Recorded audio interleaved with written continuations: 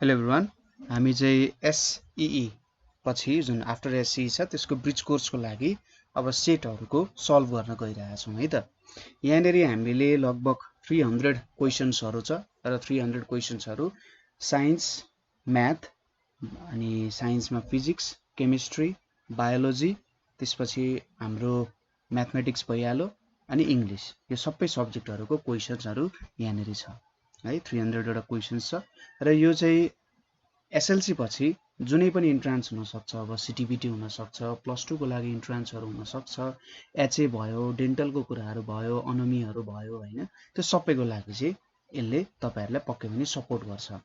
ठिक छ, ल अब हामी क्वेसन्सहरूबाट स्टार्ट गरौँ। के छ फर्स्ट क्वेसन भन्दा हाम्रो त डाइमेन्सन अफ ग्रेभिटेसनल कन्स्ट्यान्ट। ठिक छ, अब अगाडि तपाईँहरूले यसको बारेमा याद पनि गर्नुभयो होला, ग्रेभिटेसनल कन्स्ट्यान्ट। अब डाइमेन्सनको बारेमा हामीले युनिट एन्ड मेजरमेन्ट भन्ने च्याप्टरमा पनि स्टडी गरिसक्यौँ। ठिक छ, एफ इक्वल्स टु के हुन्छ, G M upon R square हुन्छ। अब जीलाई यतापट्टि राखेर अरू सबैलाई उता पुऱ्याइदिउँ, F R square divided by M हुन्छ। हेरौँ है त, अब यहाँनिर हाम्रो फोर्सको डाइमेन्सन के हुन्छ, यतातिर म गरेर देखाइदिन्छु है त। यहाँनिर हाम्रो फोर्सको डाइमेन्सन भनेको चाहिँ ल यहाँनिर हामीले गर्यौँ, फोर्स जुन छ, फोर्स भनेको हामीले के लेख्यौँ, जिएम बाई आर स्क्वायर भनेर लेख्यौँ। ठिक छ, अब जी इक्वल्स टु के हुन जान्छ, F R square divided by M हुन्छ। अब फोर्स भनेको के हुन्छ, mass times acceleration, M capital M लेख्ने मासलाई, एक्सेलरेसनको के हुन्छ, एल टी माइनस 2 हुन जान्छ। रेडियस स्क्वायर भनिसकेपछि रेडियस स्क्वायर भनेको त दुईटा लेन्थ हो भनेपछि एल स्क्वायर हुन्छ, र जुन दुईटा मास छ यहाँनिर यो क्यापिटल हो, दुईटा मास भनेको चाहिँ एम छ, दुईटा मास छ भने चाहिँ एम को स्क्वायरले हामी लेख्छौँ डाइमेन्सनमा। अब यो सबैलाई माथि हाल्दाखेरि एम एल टी माइनस 2 अनि यो एल स्क्वायर हुन्छ र यतापट्टि एम स्क्वायर आउन जान्छ। यहाँनिर m1 छ, यहाँ m2 छ, माथि जाँदाखेरि के हुन्थ्यो, हाम्रो ल अफ इन्डिसेसमा एन छ भने एम माइनस एन हुन्छ। अनि यहाँनिर l1 छ, यहाँनिर l2 छ भने चाहिँ 1 + 2 हुन्छ। के भनेको 1 - 2 भनेको m - 1, यहाँनिर l3 t - 2 हुन जान्छ यसको डाइमेन्सन। डाइमेन्सनको बारे तपाईँहरूले बुझ्नु भएको छैन भने हाम्रो अगाडिको भिडियो तपाईँहरूले हेर्न सक्नुहुन्छ युनिट मेजरमेन्टको बारेमा। के हुने रहेछ, m1 l3 sorry m - 1 l3 र t - 2 हुने रहेछ। अप्सन बी हाम्रो राइट एन्सर हुन्छ। अब नेक्स्ट क्वेसन छ, a force of 20 newton acts on a particle of mass 2 kg and displaces it by 5 meter at an angle 30 degree, what is the work done भनेर भनेको छ। ठिक छ, यहाँनिर हामीले force 20 newton, mass 2 kg, displacement कति दिएको छ, 5 मिटर एट एंगल 30 डिग्री। यहाँनिर हेरौँ है त, अब हामीलाई फोर्स कति दिएको छ, फोर्स भनेको तपाईँको 20 न्यूटन दिएको छ है, फोर्स भनेको हाम्रो 20 न्यूटन दिएको छ। त्यसै गरी मास कति दिएको छ, मास भनेको तपाईँहरूलाई यहाँनिर 2 kg भनेर दिएको छ, मास 2 kg। एंगल कति दिएको छ, 30 डिग्री भनेर दिएको छ। त्यसै गरी डिस्प्लेसमेन्ट कति दिएको छ, 5 मिटर भनेर दिएको छ। डिस्प्लेसमेन्टलाई मैले डी भनेर लेखेँ, 5 मिटर। अब वर्क डन भेट्नु पर्ने चाहिँ यो इन्फर्मेसनहरू युज गरेर। वर्क डन भनेको के हुन्छ, वर्क डन भनेको फोर्स टाइम्स डिस्टेन्स हुन्छ भनेर पढाएको थियौँ हामीले, तर खासमा यो फोर्स र डिस्प्लेसमेन्ट हो। ठिक छ, फोर्स र डिस्प्लेसमेन्ट हो, दुईटै भेक्टर क्वान्टिटीहरू हो, तपाईँहरूलाई थाहा नै छ। र यहाँनिर जुन तपाईँले देखिराख्नु छ मल्टिप्लाई, यो मल्टिप्लाई भनेको खासमा डट प्रोडक्ट हुन जान्छ। डट प्रोडक्ट गर्यो भने के हुन्छ, एफडी कस थीटा भनेर हुन्छ। ठिक छ, एफडी कस थीटा भनेर हुन्छ। भनेपछि अब यहाँनिर हामीले युज गरौँ, फोर्स भनेको 20 न्यूटन, यो 5 छ अनि कस 30 डिग्री छ। ठिक छ, अब यहाँनिर के हुन्छ, 20 टाइम्स 5 टाइम्स कस 30 भनेको √3/2 हुन्छ, 2 टाइम्स यहाँ 10 भनेपछि 50√3 हुन जान्छ जुल। ठिक छ, 50√3 जुल आउन जान्छ। बी हाम्रो करेक्ट एन्सर भयो। अर्को के छ, थर्ड क्वेसनमा हेर्नुहोस्, an athlete runs some distance before taking a long jump अब यो क्वेशन तपाईहरुले केमा स्टडी गर्नुहुन्छ भन्दाखेरि न्यूटन लज अफ मोसन, ठीक छ। न्यूटन लज अफ मोसनमा हाम्रो फर्स्ट ल जसले चाहिँ क्वालिटी अफ फोर्सलाई डिफाइन गर्छ, इनर्सियाको कुरा, ठीक छ। फोर्समा इनर्सियाको कुरा आउँछ। के हुन्छ? एउटा इनर्सिया अफ मोसन हुन्छ, अर्को इनर्सिया अफ रेस्ट हुन्छ। अब एथलीटले सम डिस्टेन्स रन गर्छ। अब हामीलाई थाहा छैन के हुन्छ। जस्तै पहिलो के भनेको छ, it helps to apply large force भनेको छ। दोस्रोमा action and reaction force increases. तेस्रोमा he gains energy to take him through long distance by running the athlete gives himself larger inertia of motion. अब यहाँनिर इनर्सिया अफ मोसन आयो नि। अब तपाईहरुले यो क्वेशनलाई एनालाइज गर्नुस्। एथलीट कुद्छ, एथलीट कुदेपछि जब ऊ रोकिन्छ उसको के हुन्छ, ठीक छ। एथलीट हेर्नुस् है त, यो एथलीट भयो, यहाँनिर गएर रोकिनु पर्ने हो। यो एथलीट यहाँबाट कुद्दै कुद्दै कुद्दै यहाँसम्म पुग्छ। यहाँसम्म पुगिसकेपछि जब स्टप हुन्छ यो उसको तल्लो पोर्सन रेस्टमा आउँछ, तर यो खुट्टा भन्दा माथिको पोर्सन मोसनमा हुन्छ। अब उसको मोसन कुन डिरेक्सनमा थियो? यतापट्टिको डिरेक्सनमा थियो। ऊ जब ठ्याक्कै इनर्सिया अब रेस्टमा आउन खोज्यो, तलको पोर्सन त रेस्टमा छ तर माथिल्लो पोर्सनमा अझै इनर्सिया छ। त्यो इनर्सियाको कारण ऊ अगाडि धकेलिन जान्छ र अगाडि धकेलिएपछि के हुन्छ, उसले आफ्नो खुट्टालाई अलिकति बङ्गाउन सक्छ हैन। यसरी बङ्गाइदिन्छ नि, तपाईले एथलीटहरु हेर्नु भएको छ, यसरी बङ्गाइरा हुन्छ, यसरी बङ्गाएर अगाडि पुग्न सक्छ। भनेपछि हाम्रो अप्सन डी चाहिँ राइट एन्सर हुन्छ। लार्जर फोर्स एप्लाई हुँदैन त्यहाँनेरि। एक्सन एन्ड रिएक्सन हुन्छ तर एक्ज्याक्ट टर्मिनोलोजीमा भएन। इनर्जी पनि उसले गेन गर्दैन, इनर्जी त गेन गर्छ तर यसले पनि एक्ज्याक्ट टर्म्समा एन्सर दिदैन। अर्को के छ, if the radius of earth were to decrease by 1%, its mass remaining the same, the acceleration due to gravity of the surface of earth will be भनेको छ। के भयो? रेडियस अफ अर्थ 1% ले डिक्रिज भयो भनेपछि क्वेशनले के भन्यो, एक्सेलरेसन ड्यू टु ग्रेभिटीमा के हुन्छ? अब हेरौँ यहाँनिर। जस्तै एक्सेलरेसन ड्यू टु ग्रेभिटी भनेको के हुन्छ, g equals to g m by r square हुन्छ। यसलाई मैले g भने। अब g ड्यास भनेको चाहिँ g m by r dash को स्क्वायर लेखेँ मैले। मासमा त केही चेन्ज आएको छैन, ठीक छ। रेडियसमा चाहिँ 1% ले डिक्रिज भयो। नयाँ रेडियस भनेको कति हुन्छ? Original radius minus 1% of original radius. यो भनेको कति आउँछ तपाईको 0.99 r भनेर आउन जान्छ, ठीक छ। कति आयो? 0.99 r आयो। यसको मतलब यहाँनिर के लेख्न सकिन्छ, g dash equals to gm divided by 0.99 r को स्क्वायर भनेर लेख्न सकिन्छ। अत्यन्त सानो हो त्यही पनि। यहाँनिर gm बाई r स्क्वायर हुन्छ अनि 0.99 को स्क्वायर हुन जान्छ। अब यो भनेको कति भ्यालु हुन जान्छ, यहाँनिर 1 बाई 0.99 को whole square times gm by r square छ। यो gm बाई r स्क्वायर भनेको के हो? हाम्रो ओरिजिनल g हो। भनेपछि 1 डिवाइडेड बाई हामीले के गर्नु पर्यो, 0.99 को स्क्वायर गर्नु पर्यो। एकदमै सिम्पल छ, जस्ट यो हिसाब गर्नु पर्यो र क्याल्कुलेसनहरुमा तपाई कन्फ्युज हुनु भएन, ठीक छ। क्याल्कुलेसनमा तपाई कन्फ्युज हुनु भएन, सजिलैसँग गर्न सकिहालिन्छ। अब यहाँनिर 0.99 र 0.99 लाई मल्टिप्लाई गर्दा 0.9801 आउँछ।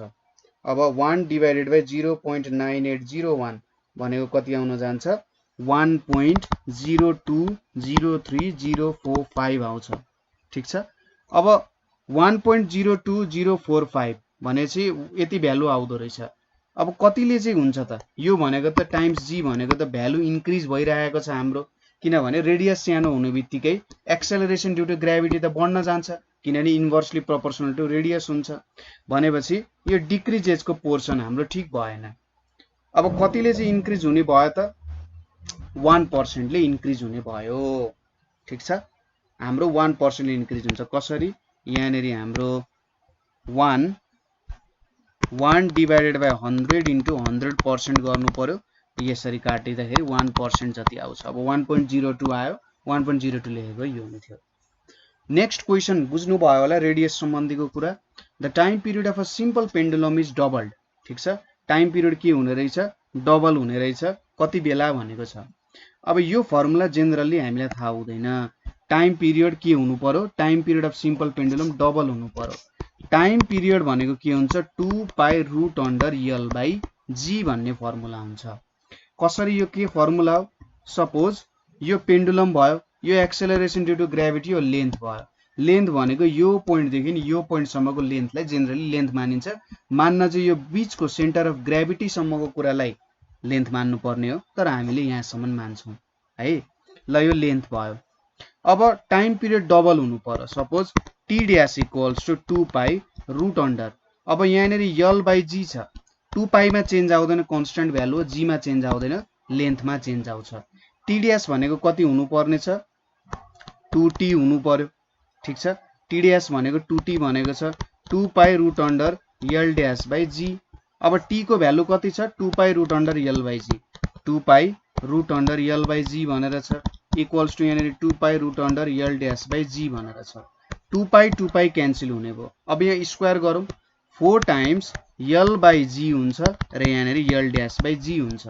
जी क्यान्सल हुन्छ, एल ड्यास भनेको 4l भनेपछि यदि हाम्रो सिम्पल पेन्डुलमको टाइम पिरियड डबल गर्नुपर्ने छ भने यहाँ स्क्वायर गरेको बुझ्नुभयो होला है। लेन्थ के हुनुपर्ने रहेछ, 4 टाइम्सले इन्क्रिज हुनुपर्ने रहेछ। यहाँनिर कहाँ छ अप्सन, अप्सन सी। ठिक छ, अप्सन सी हुन्छ। जेनरली यो सिम्पल पेन्डुलममा चाहिँ पोइन्ट मास भनेर मानिन्छ र मासमा चाहिँ रिलेसन हुँदैन। लेन्थ अफ पेन्डुलम त्यस्तै खालको रिलेसन हुन्छ। अर्को हेरौँ यहाँनिर के छ, a boat having length 3 metre and breadth 2 metre is floating on a lake. The boat sinks by 1 centimetre when a man gets on it, the mass of man is भनेको छ। ठिक छ, यहाँनिर अब हाम्रो आर्किमिडिज प्रिन्सिपल अथवा ल अफ फ्लोटेसन अन्तर्गत आउन गयो। जब एउटा बोटको लेन्थ 3 मिटर र 2 मिटर छ र जब एउटा मान्छे आउँछ, यहाँनिर लेखौँ 3 मिटर र 2 मिटर, बोटको लेन्थ कति छ 3 मिटर, बोटको ब्रेथ कति छ 2 मिटर। जब एउटा मान्छे त्यसमा चढ्छ, मान्छे चढ्दाखेरि के हुने रहेछ, 1 सेन्टिमिटरले त्यो चाहिँ तल धसिने रहेछ। अब भनिरहेछ मास अफ म्यान कति हुन्छ भनेर भनिरहेछ। ठिक छ, यो क्वेसनलाई हामीले कसरी सल्भ गर्न सक्छौँ त, यहाँनिर हेर्नुहोस् है त। यति भइसकेपछि हामीलाई के थाहा छ त, आर्किमिडिज प्रिन्सिपल हुँदाखेरि के हुन्छ, मास अफ जति वाटर डिस्प्लेस हुन्छ हैन, जति वाटर डिस्प्लेस हुन्छ मास अफ म्यान पनि त्यति नै हुन्छ। उसले जति वाटर डिस्प्लेस गर्न सक्छ त्यति नै उसले वाटर बाहिर फ्याँकेको जस्तो हुन्छ। अब मास अफ म्यान हामीले लेख्नु पर्ने हुन्छ। मास भनेको के लेख्न सकिन्छ, डेन्सिटी टाइम्स भोल्युम लेख्न सकिन्छ। ठिक छ, डेन्सिटी टाइम्स भोल्युम भनेको मास हो, किनभने डेन्सिटी भनेको मास बाई भोल्युम हो। अब भोल्युम, डेन्सिटी अफ वाटर भनेको 1000 हुन्छ, भोल्युम भनेको area of boat times height भनेर लेख्न सकिन्छ, कति तल गयो भनेर। मास भनेको 1000, एरिया भनेको लेन्थ टाइम्स ब्रेथ भयो, हाइट भनेको 1 सेन्टिमिटर छ, 1 सेन्टिमिटरलाई मिटरमा लगाउँ 0.01 मिटर हुन जान्छ, 0.01। अब यो मल्टिप्लाई गर्नु भयो भने तपाईको 60 केजी चाहिँ यहाँनिर आउन जान्छ। सिम्पल फर्मुला अनुसार काम हुन्छ है, भने 60 केजी हाम्रो answer. The correct value of 0 degree Celsius on the Kelvin scale. ठिक छ, केल्भिन स्केलमा चाहिँ के हुन्छ भनेरले सोधिरहेको छ। अब फर्मुलामा जाउँ, c minus 0 divided by 100 equals to k minus 273 by 100 हुन्छ। यिनीहरूको स्केल एउटै हुन्छ। अब c को भ्यालु कति भयो, c को भ्यालु हाम्रो 0 डिग्री भनेर छ। ठिक छ, c को भ्यालु हाम्रो 0 डिग्री भनेर छ। यहाँनिर 0 राख्यौं भने 0 by 100 equals to k minus 273 by 100 भनेर आउँछ। अब k को भ्यालु कति आउने भयो, 273 आउने भयो। ठिक छ, k को भ्यालु correct value of 0 degree Celsius on Kelvin scale भनेको यहाँनिर 273 आउने भयो। तर अब हामीले यहाँनिर एउटा कुरा ख्याल गर्नुपर्ने हुन्छ। के कुरामा हामीले ख्याल गर्नुपर्ने हुन्छ भने यो जुन हाम्रो केल्भिन स्केल भनेर लेखेका छौं नि, केल्भिन स्केलको भ्यालुजहरु बेग्ला बेग्लै हुन सक्छ। ठीक छ, केल्भिन स्केलको भ्यालु काहीँनेर 273 भनेर पनि लेखिरा हुन्छ, काहीँनेर चाहिँ के पनि लेखिरा हुन्छ त भन्दाखेरि 273.15 त्यस्तै केही भनेर लेखि पनि रहा हुन्छ। ठीक छ, अब कुन चाहिँ आन्सर लेख्ने त, कुन चाहिँ भ्यालु ठीक हुन्छ होला त भन्दा 7 को चाहिँ ए आन्सर ठीक हुन्छ। हुन त जेनरली हामीले गर्दा 273 गर्छौं, तर एक्ज्याक्ट काम गर्दा चाहिँ 273.15 हुन्छ है। हामीले एकदम जेनरल रूपमा गर्दा 273 पनि लिन्छौं, तर 273.15 हुन्छ। यहाँनेरि जुन तपाईले मैले यहाँ 273 लेखेको छु, यो 273.15 लेख्नु पर्ने हुन्छ। ठीक छ, कुरा बुझ्नुभयो? यदि 273 र 273.15 छ भने तपाईले 273.15 चुज गर्नुपर्छ है। अर्को के छ भन्दा a solid ball of metal has a concentric spherical cavity within it. If the ball is heated, the volume of cavity भनेको छ। जस्तै यसले के भन्यो, एउटा स्फेरिकल बल छ, ठीक छ, एउटा हाम्रो स्फेरिकल बल छ। अब यो स्फेरिकल बल छ, यो भित्र चाहिँ क्याभिटी छ। क्याभिटी भनेको दुलो छ हैन, त्यहाँ होलो छ, भित्र केही पनि सामान छैन। अब यसलाई हामीले हिट गर्यौं, यो हिट गर्दाखेरि त कुनै पनि मेटललाई हिट गर्दाखेरि यो एक्सपान्ड हुन्छ। ठीक छ, एक्सपान्ड हुनु भनेको के हो, भोल्युम इन्क्रिज हुन्छ। भोल्युम इन्क्रिज हुँदाखेरि अब भित्रको क्याभिटीको भोल्युम चाहिँ के हुन्छ त? ठीक छ, भित्रको क्याभिटीको भोल्युम के हुन्छ भनेर सोधिरहेको छ। अब बलको भोल्युम इन्क्रिज हुनु भनेको के हो, बलको साइज इन्क्रिज हुनु हो। ठीक छ, बलको साइज इन्क्रिज हुनु भनेको उसको रेडियस इन्क्रिज हुनु हो है। यो यत्रो बल भयो, यो बल चाहिँ चेन्ज भएर यत्रो भयो भनेपछि उसको रेडियसमा चेन्ज आयो। यो रेडियसमा चेन्ज आउनुको मतलब के हुन्छ त, यो भित्रको क्याभिटीको साइज पनि इन्क्रिज हुन्छ। कसरी? जस्तै यो एउटा रुम सोच्नुस्, यो रुम खाली छ। अब तपाईले यसलाई यतापट्टि ठेल्दिनु भयो, यसलाई यतापट्टि ठेल्दिनु भयो, यसलाई यतापट्टि ठेल्दिनु भयो, यतापट्टि ठेल्दिनु भयो, यतापट्टि ठेल्दिनु भयो भनेपछि यो भित्रको साइज त ठुलो हुने भयो नि त हैन। हो, यसलाई नि के भनिन्छ, क्याभिटीको साइज इन्क्रिज हुनु भनेर भनिन्छ। ठीक छ, त्यसैगरी two blocks of ice when press together join to form one block. किन भन्दा यहाँनेरि 9 नम्बरमा, अब यसको बारेमा तपाईले क्लास 11 तिर पढ्नु पर्ने हुन्छ। ठीक छ, जब हामी कुनै यसरी दुईटा ब्लक अफ आइसलाई जोड्छौं, यसरी जोड्दाखेरि त्यहाँनेरि हिट आउँछ। ठीक छ, अथवा यिनीहरुको कारण के हुन्छ, मेल्टिङ पोइन्ट आइस के हुन्छ, डिक्रिज हुन्छ। जब हामी प्रेसर एप्लाई गर्छौं त्यति बेला के हुन्छ, मेल्टिङ पोइन्टमा डिक्रिमेन्ट आउँछ। यसलाई कसरी बुझ्न सकिन्छ, जस्तै तपाई पहाडमा हुनुहुन्छ है, पहाडमा प्रेसर कम हुन्छ, त्यहाँनेरि अब प्रेसर कम भइसकेपछि हाम्रो बोइलिङ पोइन्ट के हुन्छ होला। ठीक छ, प्रेसर कम हुँदाखेरि बोइलिङ पोइन्ट, जस्तै अब माथि माथि जानुहुन्छ तपाई है, जति जति माथि चढ्नुहुन्छ, जति जति माथि चढ्नुहुन्छ प्रेसरमा के आउन जान्छ, कमी आउन जान्छ। ठीक छ, के हुन्छ, प्रेसरमा कमी आउन जान्छ। अब प्रेसरमा कमी आउँदाखेरि के हुने भयो त, प्रेसरले त कुनै पनि अब्जेक्टलाई तलतिर ठेल्छ हैन। प्रेसरको कारण के हुन्छ, एयर प्रेसरले, सपोज यो एउटा भाँडो भयो, यो एउटा भाँडो भयो, यो भाँडोमा प्रेसर तलतिर लागिरहन्छ। हावाले त जहिले पनि के हुन्छ, सबैतिरबाट तपाईलाई प्रेसर दिइरहेको हुन्छ हैन। अब यहाँनेरि जुन प्रेसर दिइरहेको छ, अब जहाँनेरि हावा धेर छ यो प्रेसर पनि धेरै हुन्छ भनेपछि यहाँनेरि यसलाई माथि उड्नको लागि त धेरै लाग्ने भयो। ठीक छ, यहाँनेरि के हुने भयो त, धेरै प्रेसर लाग्ने भयो। के भनिएको छ भन्दाखेरि जस्तै सी लेभलमा 100 डिग्री सेल्सियस छ भने माउन्ट एभरेस्टमा बोइलिङ पोइन्ट चाहिँ के हुन्छ, माउन्ट एभरेस्टको टुप्पोमा 71 डिग्री सेल्सियस हुन्छ। प्रेसरको कारण के हुँदो रहेछ त, हाम्रो जति जति हामीले तल ठेलिन्छ नि, त्यसैले माथितिर जति जति माथि जान्छौं बोइलिङ पोइन्ट के हुँदै जान्छ, घट्दै जान्छ। यसलाई कसरी बुझ्न सकिन्छ भने, जस्तै तपाईलाई आफूलाई पानी भनेर सपोज गर्नुहोस्, तपाईलाई कसैले एकदम धेरै मुनि थिचिरहेछ भने तपाई माथि उठ्न सक्नु हुँदैन, तर बिस्तारै थिचेको छ भने त अलिकति फोर्स लाउन पनि माथि आउन सक्नुहुन्छ नि। अब जब हामी बोइल गर्छौं कुनै पनि वाटर अथवा कुनै पनि लिक्विडलाई, यति बेला के हुन्छ, यो लिक्विडले इनर्जी पाउँछ। इनर्जी पाइसकेपछि यो बाहिर निक्लिन खोज्छ, तर माथिको हावाले त यसलाई तलतिर थिचिरहेछ। अब धेरै एमाउन्टमा प्रेसर लागिसकेपछि त यसमा इनर्जी धेरै नभइकन यो बाहिर फुत्किन सक्दैन हैन। हो, यहाँनेरि पनि के हुन्छ, जब हामी प्रेसर लाउँछौं, प्रेसर एप्लाई गर्दा दुईटा आइस ब्लकमा तिनीहरुको मेल्टिङ पोइन्टलाई डिक्रिज गरिदिन्छ। ठीक छ, मेल्टिङ पोइन्टलाई डिक्रिज गरिदिन्छ।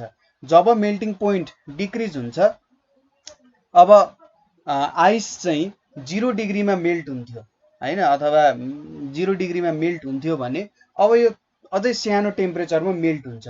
मेल्ट भएपछि के हुन्छ, ठीक छ, सपोज मेल्ट भयो, मेल्ट भइसकेपछि जब तपाईले प्रेसर एप्लाई गर्न छोड्दिनुहुन्छ, प्रेसर एप्लिकेसन त गयो भनेपछि यो फेरि सोलिड हुन्छ। सोलिड हुँदा यिनीहरु एकअर्कासँग टाँसिन जान्छ ड्यू टु कोहेसिभ फोर्स। दुईटा लिक्विडहरुको बीचमा कोहेसिभ फोर्स हुन्छ। यो तपाईको 11 क्लासमा तपाईले हिट एन्ड टेम्परेचरको कुराहरुमा पढ्नु पर्ने हुन्छ। जस्तै कुनै पनि एउटा तारले चाहिँ सजिलैसँग आइसलाई काट्न सकिन्छ भन्ने एउटा प्रिन्सिपल छ, हो त्यो तपाईहरुले पढ्नुपर्छ। अप्सन सी यसको राइट एन्सर हुन्छ। नेक्स्टमा के छ, ratio of speed of the body to speed of sound. ठीक छ, ratio of speed of body to speed of साउन्डलाई चाहिँ के भनेर भनिन्छ त भन्दाखेरि यसलाई चाहिँ माक नम्बर भनेर भनिन्छ। MACH म्याक नम्बर भनेर भनिन्छ है।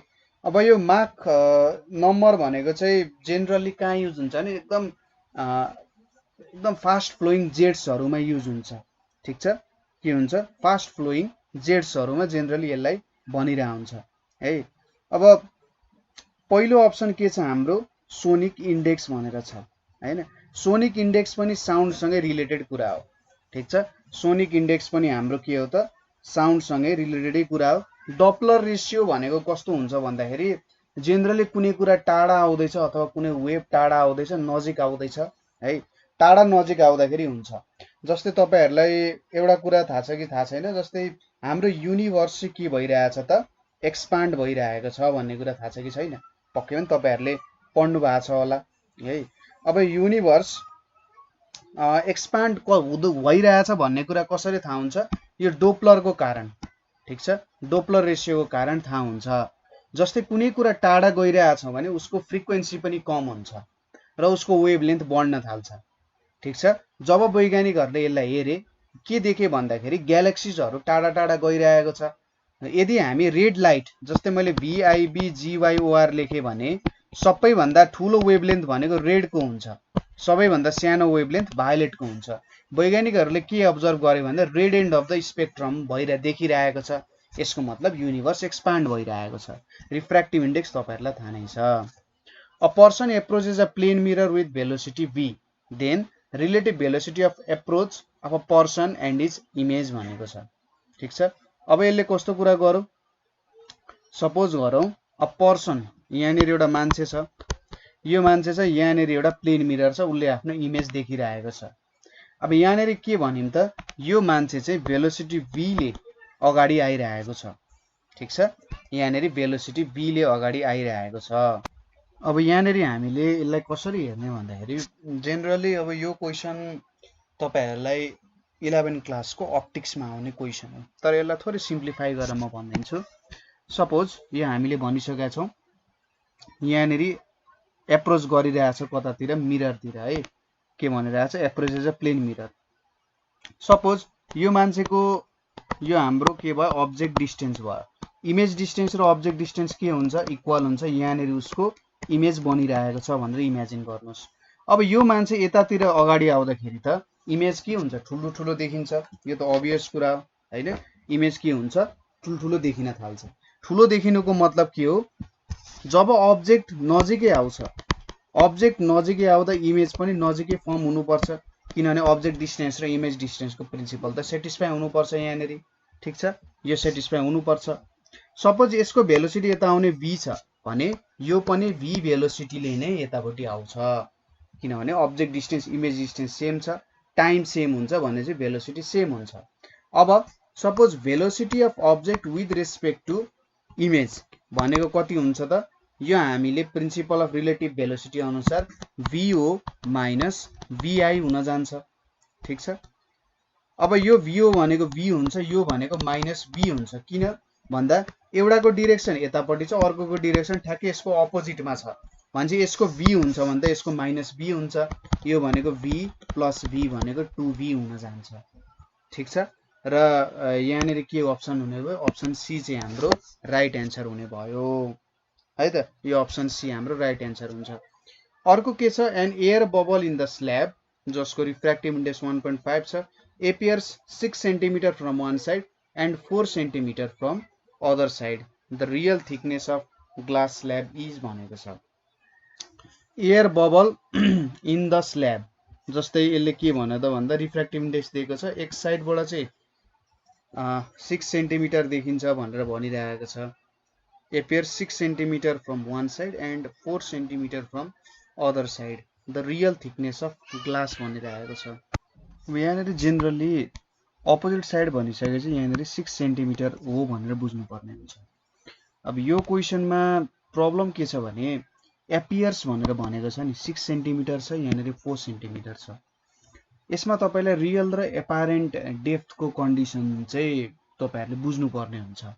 ठीक छ, जहाँसम्म मलाई लाग्छ क्लास 9 10 मा हाम्रो रियल अपारेन्ट डेप्थ सम्बन्धी कुराहरू चाहिँ टोटल्ली त बुझाएको हुँदैन है, त्यही पनि म केही कुराहरू यहाँनिर भनिदिन्छु। जस्तै यताबाट हेरियो एपियर्स टु बी भन्ने बित्तिकै यो बुझ्नु पर्यो तपाईलाई एपारेन्ट डेप्थ दिएको छ। ठीक छ, यो टर्मिनोलोजिजहरु भनेको के हो त एपारेन्ट डेप्थको टर्महरु हो। अलिकति बुझ्न अप्ठ्यारो हुन सक्छ है, तर यसलाई टेन्टेटिभली अन्डरस्ट्यान्डिङमा ल्याउँ है, टेन्टेटिभली यसलाई बुझ्ने कोसिस गरौँ। कुनै दिन म यसको लाइटको थ्योरी तपाईलाई पढाइदिन्छु, लाइटको थ्योरीहरु पढ्दाखेरि यो कुरा क्लियर हुन्छ। अब यो क्वेशन थोरै क्ल्यारिटी कम छ। क्ल्यारिटी कस्तो कम छ भन्दाखेरि एक साइडबाट हेरियो अनि अर्को साइडबाट हेरियो। अब एउटै पोजिसनबाट हेरियो कि हैन, आँखाको पोजिसन एकतिर राखेर हेरियो अथवा डिफ्रेन्ट तरिकाले हेरियो, तलबाट हेरियो माथिबाट हेरियो, कसरी हेरियो हो त्यो कुरा पनि यहाँनिर खुलेको त छैन। भनेपछि हामीले आफ्नो केही एजम्पसन्सहरु यहाँनिर गर्नुपर्ने हुन्छ। जसले यहाँदेखि हेरियो, यताबाट हेरियो, यहाँनिर हाम्रो एयर बबल छ हैन, यहाँनिर हाम्रो एयर बबल छ। अब एकतिरबाट हेर्दा कस्तो हुने रहेछ, डेप्थ भनेको यसको एपारेन्ट डेप्थ भनेको 6 सेन्टिमिटर छ, अर्को 4 सेन्टिमिटर छ। अब टोटल एपारेन्ट डेप्थ भनेको यहाँनिर 10 सेन्टिमिटर हुन जान्छ। ठीक छ, टोटल एपारेन्ट डेप्थ यहाँनिर 10 सेन्टिमिटर हुन जान्छ, जति टोटल हाम्रो एपारेन्ट डेप्थ हुन्छ। अब म्यू को भ्यालु के हुन्छ त यहाँनिर, म्यू को भ्यालु भनेको real depth divided by apparent depth हुन्छ। रियल डेप्थ भनेको एक्ज्याक्टली यो पोजिसनमा छ भनेर भन्न खोजे हो। ठीक छ, यहाँबाट मैले सिधै एउटा परपेन्डिकुलर ड्रप गरे भने यसको पोजिसन जुन हुन्छ त्यसले चाहिँ हाम्रो एपारेन्ट रियल डेप्थ भनेर बुझाउँछ, यो पोइन्टदेखि यहाँसम्मको डिस्टेन्स। अब यहाँनिर के पनि बुझ्नु पर्यो भने यो एयर बबल चाहिँ यहाँ कतै थोप्लो छ होला अथवा भनेर बुझ्न सकिन्छ। हेराइमा भर पर्छ, तपाईले एउटा कुनै तैरिने वस्तु बीचमा राखेर हेर्नुस् अनि ट्राई गर्नुस् यो एक्सपेरिमेन्ट, कस्तो खालको रिजल्ट निक्लिदो रहेछ है। अब रियल डेप्थ भनेको चाहिँ यो टोटलले चाहिँ रियल डेप्थ दिन्छ। ठीक छ, रियल डेप्थ भनेको एक्ज्याक्टली यो पोजिसनमा छ भन्नु चाहिँ हुन्छ। ठीक छ, अब रियल डेप्थ भनिसकेपछि यहाँनिर अब म्यू भनेको 1.5 छ, एपारेन्ट डेप्थ भनेको 10 छ, भने 15 आउने भयो। यहाँनिर 15 सेन्टिमिटर हाम्रो एन्सर हुन्छ। ठीक छ, जबसम्म हामीले रियल र एपारेन्ट डेप्थको कन्डिसन्सहरु अथवा क्वेशन्सहरु मजाले बुझिँदैन त्यति बेलासम्म यो कुराहरु चाहिँ अलिकति अप्ठ्यारो नै हुन्छ है त। यहाँ चाहिँ मैले यति नै भने, तपाईहरुले एउटा फर्मुला याद गर्न सक्नुहुन्छ, real depth by apparent depth. र अर्को कुरा, यदि दुईटा एपारेन्ट डेप्थ दिएको छ भने तिनीहरुलाई जोड दिने, तीनवटा दिएको छ भने जोड दिने अनि रियल डेप्थ झिक्ने र रियल डेप्थले थिकनेस दिन्छ है भन्ने कुरा बुझ्ने। अर्को के छ, the length and radius of wire are L and R respectively, its resistance is R, after hammering the radius of wire is made r/2 new resistance भनेको छ। ठीक छ, क्वेशनले हामीले के दियो त यहाँनिर, क्वेशन हेर्नुस्, क्वेशनले हामीलाई लेन्थ अफ वायर र रेडियस अफ वायर भनेर दिएको छ। लेन्थ अफ वायर एल छ, रेडियस अफ वायर आर छ, रेजिस्टेन्स भनेको आर छ भनेर दिएको छ। ठीक छ, रेजिस्टेन्सको फर्मुला के हुन्छ, रो एल अपन ए हुन्छ। ठीक छ, लेन्थ बढ्यो भने रेजिस्टेन्स बढ्छ, एरिया बढ्यो, एरियामा पनि क्रस सेक्सनल एरिया बढ्यो भने के हुन्छ, हाम्रो रेजिस्टेन्स घट्न जान्छ भन्ने कुरा हो। ठीक छ, रेजिस्टेन्स घट्नुको कारण के हो भन्दा, जस्तै कसरी बुझ्नुस् भन्दा, सपोज एउटा रोडको एरिया बढ्यो रे हैन, तपाई एउटा साँगुरो रोडमा हुनुहुन्छ, साँगुरो रोडमा बाइक कुदाउन त अप्ठ्यारो हुन्छ, तर ठूलो रोड छ, अलिकति वाइड रोड छ, वाइड रोड हुनु भनेको एरिया बढ्नु, वाइड रोडमा त के हुन्छ, ट्राफिक जाम कम हुन्छ नि त हैन। साँगुरो रोड छ, साँगुरो रोड हुनु भनेको एरिया कम हुनु जस्तो, र अलिकति ठूलो रोड भनेको कस्तो, एरिया बढी हुनु जस्तो, त्यहाँनिर रेजिस्टेन्स कम हुन्छ है। त्यो एक्जाम्पलले तपाईले बुझ्न सक्नुहुन्छ। अब यहाँनिर के भन्यो, रेडियसलाई आधा बनायो। अब क्रस सेक्सनल एरिया भन्यो नि, जस्तै वायर भनेको एउटा सिलिन्डरको शेपमा हुन्छ, यसको क्रस सेक्सनल एरिया भनेको कुनै पनि वायरलाई काट्नु भयो, क्रस सेक्सन चाहिँ जहिले पनि सेम आउनु पर्छ। ठीक छ, यसलाई कसरी बुझ्ने, जस्तै तपाईले केक छ नि, केकलाई बीच भागबाट हैन, जस्तै यो हाम्रो केक भयो भने यता माथिबाट जसरी काट्छौं त्यो हैन, यसरी कसरी काट्नु पर्यो त, ल्याटरल स्ट्रक्चरमा काट्नु पर्यो, परपेन्डिकुलरली हैन, केकको प्यारललली यसरी काट्नु भयो। यसरी होइन यसरी काट्नु भयो भने यसले हामीलाई सर्कल दिन जान्छ। यो सर्कलको एरिया भनेको पाई आर स्क्वायर हुन जान्छ। यो ए ले चाहिँ त्यो बुझाउँछ। आर इक्वल्स टु के हुने रहेछ यहाँनेरि, आर इक्वल्स टु हाम्रो रो भनेको चाहिँ स्पेसिफिक रेजिस्टेन्स भनेर भन्छ है, रो यल बाई पाई आर स्क्वायर हुने रहेछ। अब रेडियसलाई आधा बनाइदिउँ हामीले, सपोज अरू त सेम छ तर रेडियसलाई आधा बनाइदिउँ भन्नुको मतलब आर ड्यास भनेको के हुन्छ, यहाँनेरि हाम्रो आर ड्यासको भ्यालु भनेको आर बाई 2 हुन जान्छ। आर बाई 2 भयो भने के हुन्छ, आर ड्यासको स्क्वायर भनेको आर स्क्वायर बाई 4 हुन्छ कि हुँदैन, हुन्छ। यो भ्यालु यहाँनेरि पुट गरिदिउँ भने आर ड्यास भनेको के छ, रो यल बाई पाई अनि यहाँनेरि हाम्रो आर स्क्वायर बाई 4 हुन्छ। यो 4 माथि गयो भने 4 रो यल बाई पाई आर स्क्वायर हुन्छ। यो भनेको के आउँछ, 4 अनि आर आउँछ भनेपछि हाम्रो रेजिस्टेन्स, ठिक छ, हाम्रो रेजिस्टेन्स कतिले इन्क्रिज हुँदो रहेछ, 4 टाइम्सले इन्क्रिज हुँदो रहेछ। यो कस्तो कुरा भयो भने हाम्रो रोड चाहिँ कस्तो भयो, 2 गुणाले हामीले घटाइदिउँ अथवा त्यसको विड्थ हामीले 2 गुणाले घटाइदिउँ भने त जाम 4 गुणाले बढ्दो रहेछ, हो त्यस्तो कुरा भयो। अब यहाँनेरि के छ, group of small pieces of rocks revolving around the sun between orbit of Mars and Jupiter. Mars र जुपिटरको अर्बिटमा हुने कस्तो हुन्छ होला त भन्ने कुरा हो। अब यसको फर्मुला कसरी याद गर्न सक्नुहुन्छ भने R dash by R, new resistance by old resistance भनेको के हुन्छ, यदि रेडियसको कुरा भयो भने आर ड्यास यहाँनेरि आर बाई आर ड्यासको होल स्क्वायर हुन्छ। यदि लेन्थ अनुसार हो भने के हुन्छ, आर ड्यास बाई आर भनेको यल ड्यास बाई यल हुन्छ, यदि लेन्थको मात्रै कुरा आयो भने है। यसरी तपाईहरुले फर्मुलाहरुलाई याद गर्न सक्नुहुन्छ। अब आर ड्यास भनेको कति छ, आर बाई 2 भनेर छ, त्यसरी तपाईहरुले भेट्न सक्नुहुन्छ। यो फर्मुलाहरु सिम्पल फर्मुलाहरु तपाईहरुले लेखिराख्न सक्नुहुन्छ, ठीक छ। के हुँदो रहेछ अब यो हाम्रो 14 नम्बरको एन्सर भनेको group of small pieces of rocks है, group of small pieces of rocks revolving around के छ हाम्रो के छ त, revolving around Mars and Jupiter. Mars र जुपिटर बीचको रक्सहरुलाई चाहिँ के भनिन्छ, एस्टेरोइड्स भनेर भनिन्छ, ठीक छ। मार्स र जुपिटर बीचको रक्सहरुलाई एस्टेरोइड भनेर भनिन्छ, ठीक छ। अब यो कमेट, मिटियोर्स, मिटियोराइट्स भनेको चाहिँ बाहिरबाट आउँछ। जुन प्लुटो भन्ने प्लानेट छ, प्लुटो भन्ने प्लानेटहरुको बाहिर हुन्छ। अब त्यहाँनेरि कुइपर बेल्ट भन्ने हुन्छ, ओर्ट्स क्लाउड भन्ने कुराहरु आदि इत्यादि कुराहरु हुन्छ है त। नेक्स्ट के छ, प्रोटोन, न्यूट्रोन, इलेक्ट्रोन भनेको फन्डामेन्टल पार्टिकल छ, ठीक छ। अब मास, सबैभन्दा थोरै मास इलेक्ट्रोनको हुन्छ, त्यसपछि अलिकति धेरै प्रोटोनको हुन्छ र त्यसपछि न्यूट्रोनको हुन्छ सबैभन्दा धेरै। भनेपछि यहाँनेरि सबैभन्दा धेरै मास के को हुन्छ, न्यूट्रोनको हुन्छ, त्यसपछि प्रोटोनको हुन्छ अनि इलेक्ट्रोन भन्छ, अप्सन डी भयो। Which of the following is not the according to Dalton's postulate भनेको छ। डाल्टन्सको पोस्टुलेटहरु तपाईले क्लास 11 को केमिस्ट्रीमा जब स्टोइकियोमेट्री पढ्नुहुन्छ त्यहाँनेरि बुझ्न सक्नुहुन्छ। अब atom can neither be created or destroyed, यो डाल्टनले भनेको कुरा हो। र अर्को कुरा सुरुको स्टेटमेन्ट के छ, म्याटर्सहरु इन्डिभिजुअल पार्टिकल्स एटम्सले बनेको हो भन्ने कुरा छ। Mass of atom can be changed into energy, यो जुन अप्सन सी छ, यो अप्सन सी चाहिँ अल्बर्ट आइन्स्टाइनले भनेको E equals to mc square को नियम युज गरेर, यो डाल्टनले भनेको होइन, अप्सन सी मिस्टेक हुन गयो, ठीक छ। अब नेक्स्ट क्वेशन के छ, maximum number of electrons is in भनेको छ। अब क्लोरिनमा हुन्छ कि आयोडिनमा हुन्छ कि हाइड्रोजनमा हुन्छ कि म्याग्नेशियममा हुन्छ भनेको छ, ठीक छ। अब क्लोरिन, एउटा क्लोरिनको एटमको कति हुन्छ भन्दा 35.5 हुन्छ एटोमिक नम्बर, भनेपछि Cl2 को 71 हुन्छ, 71 ग्राम, ठीक छ। क्लोरिनको कति हुन्छ, 35.5 ग्राम हुन्छ भने हाम्रो एउटा क्लोरिन मोलिक्युलको 71 ग्राम हुन्छ।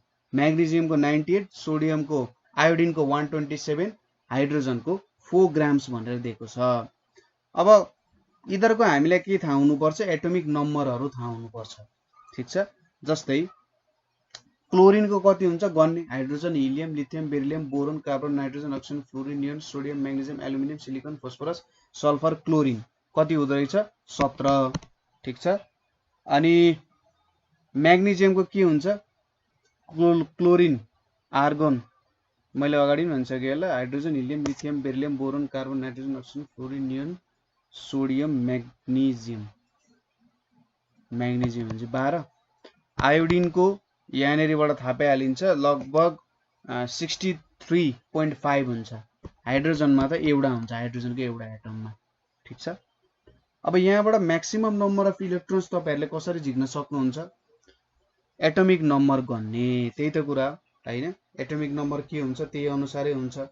अब सबैभन्दा यहाँनेरि है, सबैभन्दा यहाँनेरि हाईएस्ट एटमिक नम्बर भएको कुन होला? यसो तपाईहरुले हेर्दाखेरि सबैभन्दा हाईएस्ट एटमिक नम्बर भनेको, ल एटमिक नम्बर म लेख्दिदै जान्छु है त। सुरुमा आयोडिनको एटमिक नम्बर कति हो? 53 हो। ठीक छ, आयोडिनको एटमिक नम्बर 53 हो। त्यसपछि क्लोरिन, क्लोरिनको एटमिक नम्बर कति हो? क्लोरिनको एटमिक नम्बर 17 हुन जान्छ।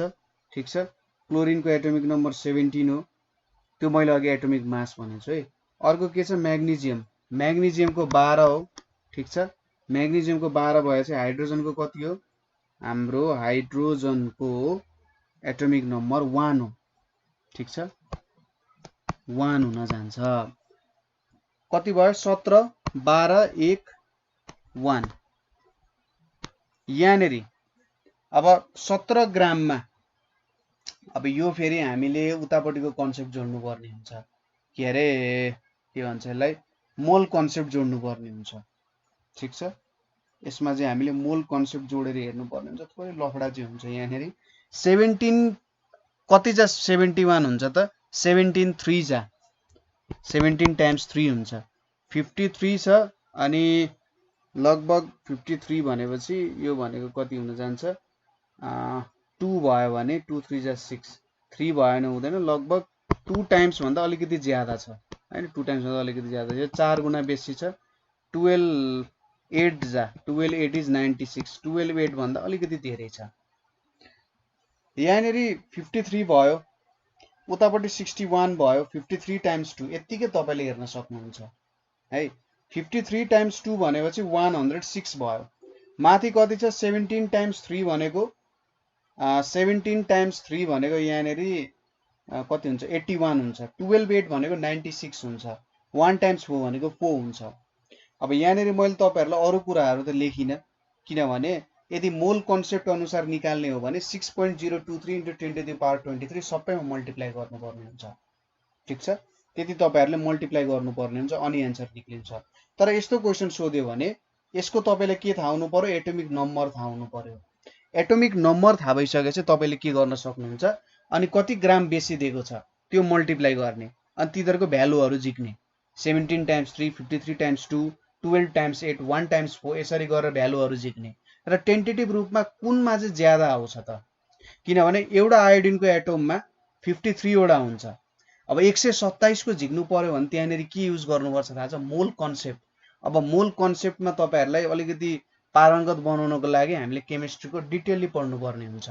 तर यो क्वेशन त केमिस्ट्रीको डिटेल पढेको मान्छेले मात्रै गर्न सक्छ।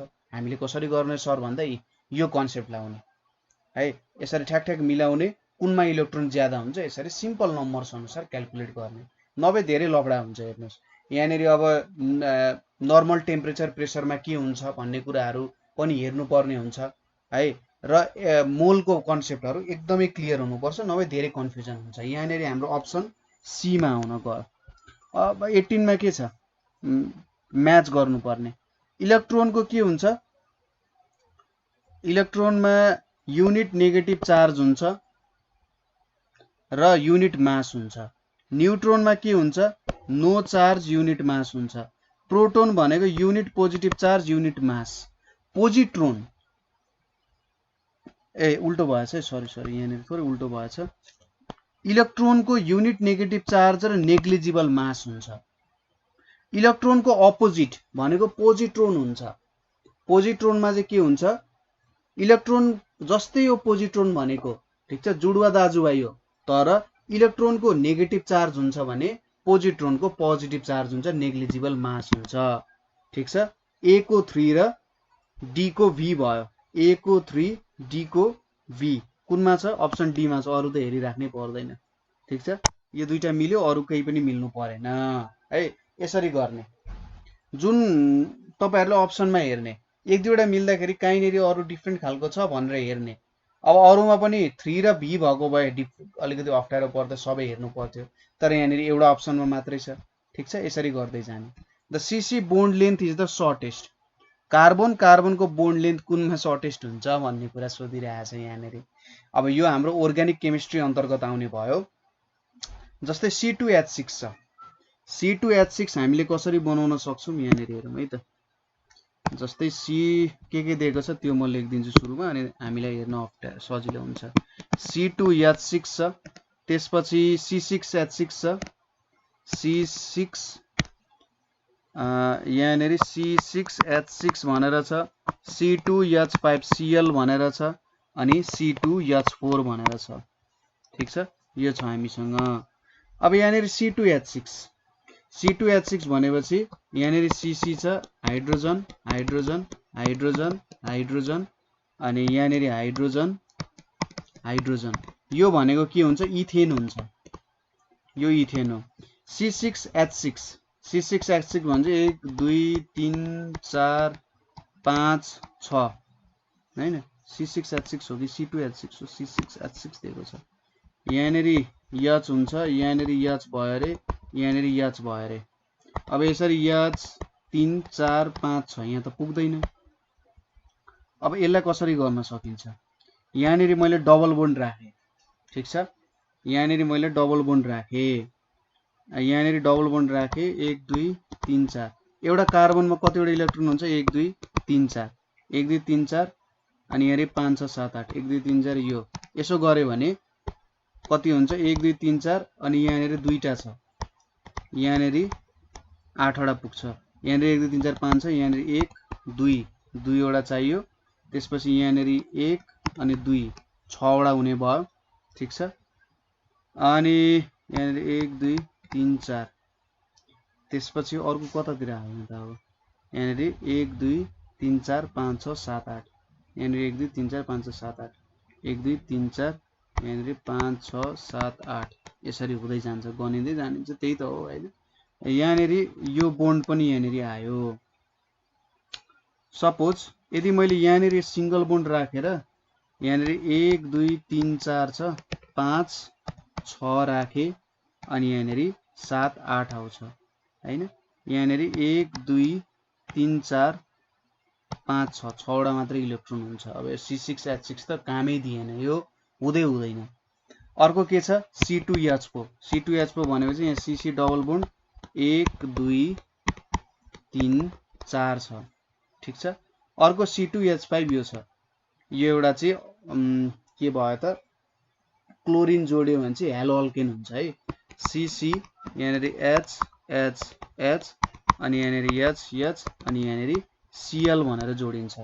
अब हेलो अल्केनले इलेक्ट्रोन आफूतिर तान्छ बेसी। ठीक छ, अब यसमा बोन्ड कसको ज्यादा हुन्छ होला त? अब हाईएस्ट बोन्ड अथवा bond length shortest. Bond length shortest हुनु भनेको के हो? यिनीहरू एक अर्काको एकदम नजिक हुनु हो। बोन्ड लेन्थ सर्टेस्ट हुनुको मतलब यिनीहरू एक अर्काको एकदम नजिक हुनु हो। कुन चाहिँ ठाउँमा बोन्ड लेन्थ ज्यादा हुन्छ होला भन्दा जब कार्बन कार्बन बीचमा धेरैवटा यसरी बोन्ड हुन्छ नि कार्बन कार्बनको बीच, जस्तै दुईटा मान्छे एकदम ज्यादा मिल्छ भने तिनीहरू नजिक हुन्छन् नि, कार्बनमा पनि त्यस्तै केस हुन्छ। यहाँनेरि दुईटा कार्बनहरू एक अर्काको बीचको बोन्ड ज्यादा छ हैन, अथवा यहाँनेरि डबल बोन्ड छ। डबल बोन्ड हुनुको मतलब यिनीहरू एक अर्काको नजिक हुन्छन्। ठीक छ, डबल बोन्डले बोन्ड लेन्थलाई के गरिदिन्छ?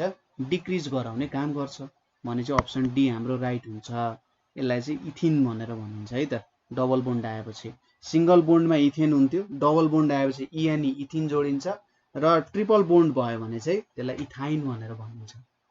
अब क्याटलिस्टको काम भनेको के हो त भन्दा जस्तै दुईजना साथी झगडा गरिरहेछन्, अर्को आउँछ नि हैन यसले भनेको भनेर भन्छ नि।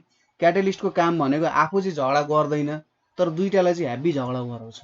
क्याटलिस्टको काम भनेको रियाक्सनलाई फास्ट बनाउने अथवा स्लो बनाउने है, रियाक्सनलाई फास्ट बनाउने अथवा स्लो बनाउने, तर आफू इन्भल्भ हुँदैन। झगडाको केस जस्तो क्या, दुईजना झगडा गरिरहेछन्, कसैले बीचमा थर्ड पर्सन आउँछ, ऊ आफै झगडा गर्दैन, तर हैन केटा हो झगडा गर्नु हुँदैन, राम्रो कुरा होइन हैन। हो त्यस्तो कुरा कसैले भन्छ नि, हो यस्तो कुराहरू यहाँनिर आउँछ।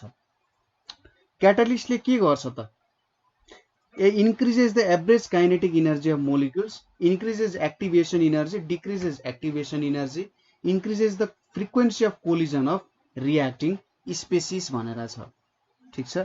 अब यहाँनिर एक्टिभेसन इनर्जीहरुको कुरा आयो है। यो त कोर केमा छिर्यो त? क्लास 11 को केमिस्ट्रीमा छिर्यो। कोर 11 को केमिस्ट्रीमा यहाँनिर छिर्यो। ठीक छ। एक्टिभेसन इनर्जी भनेको चाहिँ कस्तो इनर्जीलाई भन्छ भने दुईटा केमिकल यदि रियाक्ट गर्नुपर्ने छ, ठीक छ, हामीसँग दुईटा केमिकल अथवा सोचौं दुईटा मोलिक्युल छ, एउटा हाइड्रोजनको मोलिक्युल छ, अर्को अक्सिजनको मोलिक्युल छ। त्यो दुईटा मोलिक्युललाई रियाक्सन गर्नु पर्यो भने के हुन्छ त? तिनीहरुलाई कति अमाउन्ट अफ एनर्जी चाहिन्छ ताकि त्यो दुईटा कुराहरु एकअर्कासँग जोडियोस्। ठीक छ। यसको पछि हामीले डायग्रामहरुबाट पनि पढ्नु पर्ने हुन्छ, फर्मुलाको हिसाबमा पनि पढ्नु पर्ने हुन्छ है। के हुन्छ त? एक्टिभेसन इनर्जीलाई के गर्नुपर्ने हुन्छ? यो क्याटालिस्टले चाहिँ एक्टिभेसन इनर्जीलाई के गर्छ? डिक्रिज गर्ने काम गर्छ। ठीक छ। क्याटालिस्टले के गर्दो रहेछ? एक्टिभेसन इनर्जीलाई के गर्दो रहेछ? डिक्रिज गर्ने काम गर्दो रहेछ। र रियाक्सन रेटलाई के गर्दिन्छ? यसले इन्क्रिज गर्दिन्छ।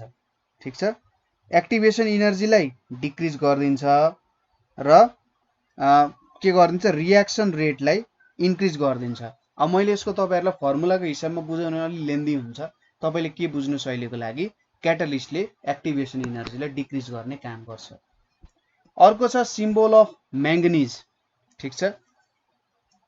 म्याग्निजको सिम्बल भनेको चाहिँ Mg भनेको म्याग्नेशियम हुन्छ, Mn भनेको म्याग्निजको सिम्बल हुन्छ। Chemical reaction which proceeds in both forward and backward direction. कस्तो भन्न खोजेको भने जस्तै तपाईले पानीलाई वाटरलाई लिक्विड वाटरलाई आइस पनि बनाउन सक्नुहुन्छ, आइसलाई वाटर पनि बनाउन सक्नुहुन्छ। ठीक छ। यस्तो प्रकारको रियाक्सनलाई चाहिँ रिभर्सिबल रियाक्सन भनेर भनिन्छ। इरिभर्सिबल रियाक्सन भनेको जस्तै काठलाई जलाएर खरानी बनाउनु भयो भने तपाई जति रुनु कराउनु जे एक्सपेरिमेन्ट लाउनु अहिलेसम्म भेटाएको छैन तिनीहरुलाई रिभर्स गर्न सकिँदैन। त्यस्तोलाई चाहिँ इरिभर्सिबल रियाक्सन भनेर भनिन्छ। यहाँनिर रिभर्सिबल रियाक्सन भनेर आयो। एक्वस सोलुसन अफ CuSO4 है। यो त टोटली 11 को केमिस्ट्री अन्तर्गतै आउँछ है। 23 मा के छ त? एक्वस सोलुसन के दिन्छ यसले? अब यहाँ हेर्नुस् है। CuSO4 र H2O छ। यो दुईटा रियाक्सन हुँदा के दिन्छ यसले? CuOH होल ट्वाइस र H2SO4 दिन्छ। अब यो एउटा CuOH whole twice cupric oxide भनेको sorry copper hydroxide, cupric oxide भन्न आएछ मलाई। कपर हाइड्रोक्साइड र सल्फ्युरिक एसिड H2SO4 चाहिँ सल्फ्युरिक एसिड आयो। दुई एउटा एसिड हो, H2SO4 एसिड भयो, CuOH होल ट्वाइस बेस भयो। यहाँनिर H2SO4 एउटा स्ट्रोङ्गर एसिड हो। हुन त CuOH होल ट्वाइस पनि एउटा बेस हो अथवा अल्कलाई हो भनौं, बेस पनि भन्न मिल्यो, बेस हो तर यो स्ट्रोङ बेस होइन। ठीक छ। भनेपछि H2SO4 ले CuOH है त मुलालाई दबाइन्छु भनेर CuOH होल ट्वाइसलाई दबाइदिन्छ के। यहाँनिर H2SO4 को नेचर त्यहाँनिर धेरै देखिन्छ। ठीक छ। त्यसैले एक्वस सोलुसन अफ CuSO4 भनेको एसिडिक हुन्छ। CuSO4 मा के हुन्छ? स्ट्रोङ एसिड र वीक बेस मिलेर CuSO4 बनेको हुन्छ। कुरा क्लियर छ? ठीक छ। यसको बारेमा डिटेलली हामीले पढ्नै नै पर्ने हुन्छ। 11-12 को केमिस्ट्रीमा एकदम डिटेलली पढ्नु पर्ने हुन्छ। किन यस्तो भयो, कसरी यस्तो भयो भनेर एकदम डिटेलली हामीले हेर्नु पर्ने हुन्छ। First attempt of classifying elements. अब यहाँनिर हेर्नुस्, 4 जनाको नाम छ, चारै जनाले के गरे हो त? यो पिरियोडिक टेबलमा काम गरे हो। सबैभन्दा खतरनाक काम भनौं सुरुको मेन्डेलिफले गरे हो। ठीक छ। तर सबैभन्दा सुरुमा कसले काम गर्यो त भन्दा डोबर्नियर भन्नेले हो। ठीक छ। डोबर्नियरको चाहिँ ल अफ अक्टेव्स भनेर छ। जसरी म्युजिकमा सारेगामा पादा निसा भनेर त्यस्तो टाइपको हुन्छ नि, डोबर्नियरले पनि 8-8 पछि चाहिँ एलिमेन्ट्सहरु चाहिँ रिपिट हुन्छ भनेर बनाएको थिए। ए सरी उल्टो भने मैले, न्युल्यान्डले चाहिँ बनायो है त। त्यो न्युल्यान्ड लो अफ अक्टेव्स हो है त, मैले डोबर्नियर भनेछु।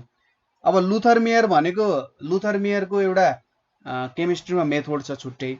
न्युल्यान्डले चाहिँ ल अफ अक्टेव्स भनेर झिक्यायो र बाँकी रह्यो हाम्रो डोबर्नियर र के त डोबर्नियरको चाहिँ ट्रायड चाहिँ थियो है त।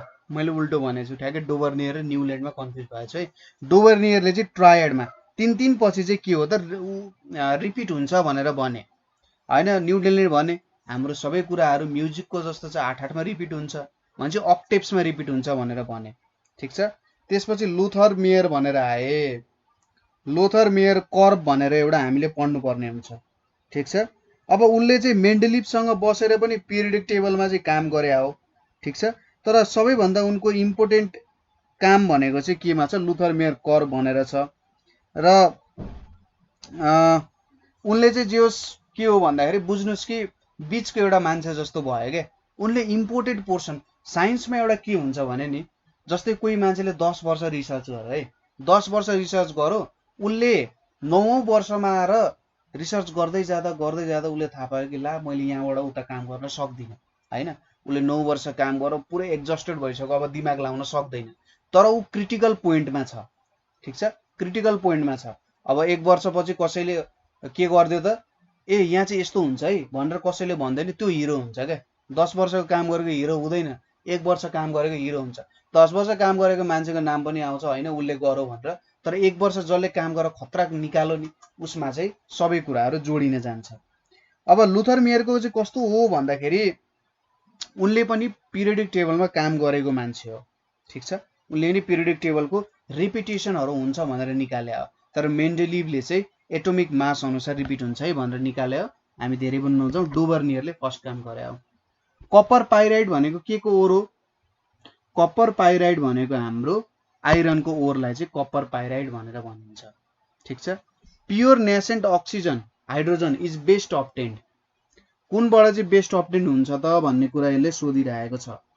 ठिक छ। यहाँबाट अब जुनै रियाक्सन गरे पनि प्योर नेसेन्ट हाइड्रोजन चाहिँ रिलिज हुन्छ। अब यहाँ प्रत्येक रियाक्सन बुझाउँदै जाँदाखेरि जस्तै पहिलो के छ, C2H5OH। ठिक छ। यहाँनिर इथाइल हाइड्रोक्साइड र सोडियम रियाक्ट भयो भने पनि निक्लिन्छ है। यो रियाक्ट हुँदा पनि निक्लिन्छ। Al र NaOH गर्दा पनि निक्लिन्छ। अब यिनीहरू सबै रियाक्सनबाट निक्लिन्छ। ठिक छ। यहाँ कुनै पनि होइन यहाँबाट चाहिँ निक्लिँदैन भन्ने हुँदैन है त रियाक्सन। गोबर ग्यास मेनली कन्टेन्स। अब गोबर ग्यासमा के हुन्छ भन्ने कुरा त तपाईँलाई थाहा नै छ, साथीहरूलाई पनि जिस्काउनुहुन्छ, मिथेन भयो। ठिक छ। अर्को के छ, अ ट्युब विदिन, अब बायोलोजीको पोर्सन आउन थाल्यो है। A tube within a tube body plan. ठिक छ। A tube within a tube body plan, यसमा चाहिँ के हुन जान्छ त एन्सर हाम्रो सी, एस्कारिसमा हुन्छ। ठिक छ। अब एस्कारिस, हाइड्रा, प्लेनेरिया, फेस्क्युला भन्नेको कुराहरू चाहिँ हाम्रो तपाईँहरूले सायद एस्कारिसको नाम तपाईँहरूले फाइलमहरू स्टडी गर्दा पनि सुन्नु भएको छ होला। ठिक छ। यो एसके हेल्मिन्थेसहरूको क्याटेगोरी यस्तोमा पर्न जान्छ है। Which of this derives most of its water requirement the metabolism does not drink water. अब यहाँनिर हेर्नुहोस्, पेन्गुइन त तपाईँलाई थाहा छ त फ्याटक फ्याटक दुईटा खुट्टा निकालेर हिँडिरहेको हुन्छ। अब मेराइन फिस भनेको चाहिँ मेराइन पनि माछा। तपाईँले माछा कहिले बाहिर निक्लेको त देख्नु भएको छैन होइन, कहिलेकाहीँ निक्लिन्छ है, तर त्यस्तो ह्याप्पी निक्लिँदैन। अर्को छ कङ्गारू। कङ्गारू भनेको त बक्सिङ खेल्ने हुन्छ नि अस्ट्रेलियामा, त्यो एउटा जनावर हो त्यो। अब यहाँनिर कङ्गारू ऱ्याट भनेर आउँछ। यो कङ्गारू ऱ्याटको चाहिँ के छ भने विशेषता, यो चाहिँ डेजर्टमा पाइने सानो छुचुन्द्रो जस्तो हुन्छ। मैले सानोमा पढेको कुरा थियो, कङ्गारू ऱ्याटले कहिले पनि पानी पिउँदैन भनेर होइन। सायद जहाँसम्म मलाई लाग्छ कङ्गारू ऱ्याटै यसको करेक्ट एन्सर हुन थाल्छ। Which of the following is not related with sexual reproduction in protozoans. ठिक छ। फाइलम प्रोटोजोआ भन्ने कुरा भयो। अब यहाँनिर के छ, कन्जुगेसन भनेर छ। ठिक छ। अनि अर्को के छ, स्किजियोगोनी भनेर छ। अर्को अटोग्यामी छ, अर्को साइटोग्यामी छ। ठिक छ। अब यहाँनिर प्रत्येक टर्मलाई हामीले बुझाउनु पर्यो। ठिक छ। स्किजियोगोनी भनेको के हुन जान्छ, asexual reproduction by multiple fission भनेको चाहिँ स्किजियोगोनी हो। ठिक छ। जेनरली यो केमा फाइन्ड हुन्छ, प्रोटोजोआमा फाइन्ड हुन्छ। असेक्सुअल रिप्रोडक्सन हुन्छ, मल्टिपल फिजन हुन्छ। अर्को के आयो, साइटोगेमी भनेर आयो। ठिक छ। साइटोगेमी भनेको चाहिँ सेल्फ फर्टिलाइजेसन हुने हो यहाँनिर, जहाँ दुईटा अर्गानिजम जोइन टुगेदर हुन्छ तर न्युक्लियर चेन्ज हुँदैन। यहाँनिर दुईटा अर्गानिजम्सहरू जोइन हुन थाल्छन्। ठिक छ। यो कुरा बुझ्यो। यो एउटा सेक्सुअल प्रोसेस हो। ठिक छ। अर्को के छ हाम्रो अटोग्यामी भनेर छ है। अर्को के छ अटोग्यामी भनेर छ। अटोग्यामी भनेको चाहिँ कस्तो हो भन्दा सेल्फ पोलिनेसन अफ फ्लावर जस्तो के, यहाँनिर एउटा सर र छरिदिन्छ अर्कोतिर हो, त्यस्तो कुराहरू चाहिँ अटोग्यामीमा आउन जान्छ। ग्यामेट्सहरूको युजबाट अटोग्यामीको कुराहरू आउँछ। अब यसमा चाहिँ हाम्रो यहाँनिर कुनमा हुँदैन भन्दा स्किजियोगोनीमा हुँदैन, not related with sexual reproduction in protozoans, अरू सबै सेक्सुअल रिप्रोडक्सन हो।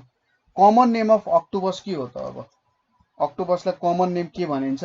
यो चाहिँ राक्षसी माछा भनिन्छ, डेभिल फिस है त। स्क्विड भनेको छुट्टै जनावर हो, कटल फिस भनेको पनि छुट्टै अर्को जनावरै हुन्छ हैन। माछा चाहिँ माछा भन्छ तर अर्को अलिकति छुट्टै प्रपर्टी हुन्छ। रेडियल सिमेट्री, रेडियल सिमेट्री भनेको यस्तो सर्कुलर टाइपको सिमेट्री, यसरी सर्कुलर टाइपको सिमेट्री कुन चाहिँ जनावरमा हुन्छ भनेर यहाँनिर सोधिरहेको छ। यहाँनिर इकाइनोडर्म्स, इकाइनोडर्माटा र अर्को सिलोन्ट्रेटा, यिनीहरू दुईटैमा के हुन्छ? रेडियल सिमेट्रीहरू हुन्छ। ठिक छ, दुईटैमा रेडियल सिमेट्री हुन्छ। अब ऱ्याबिज भनेको कस्तो टाइपको डिजिज हो? यो कुकुरले टोकेर लाग्छ हैन, कुकुरहरूमा जेनरली ऱ्याबिज लागिरहेको हुन्छ। यो ऱ्याबिज भनेको चाहिँ हाम्रो एक प्रकारको भाइरल हो, फङ्गल पनि हैन, ब्याक्टेरियल हैन, भाइरल हो। Introduction of gambusia fish in a pond to control mosquitoes भनेको के को एक्जाम्पल हो त?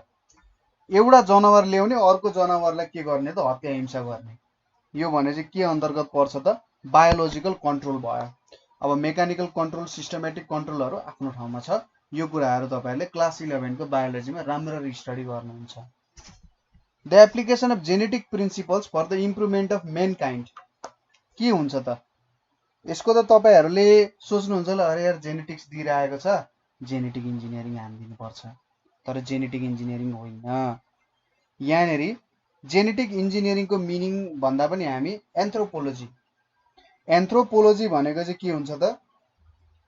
एन्थ्रोपोलोजीमा मान्छेहरूको विकास कसरी भयो, सोसाइटीको विकास कसरी भयो, यो कुराहरू हामी हेर्छौँ। युजेनिक्समा हामीले के हेर्छौँ? युजेनिक्स भन्ने जुन टर्म छ त्यहाँनिर, युजेनिक्सले के भन्छ त भन्दा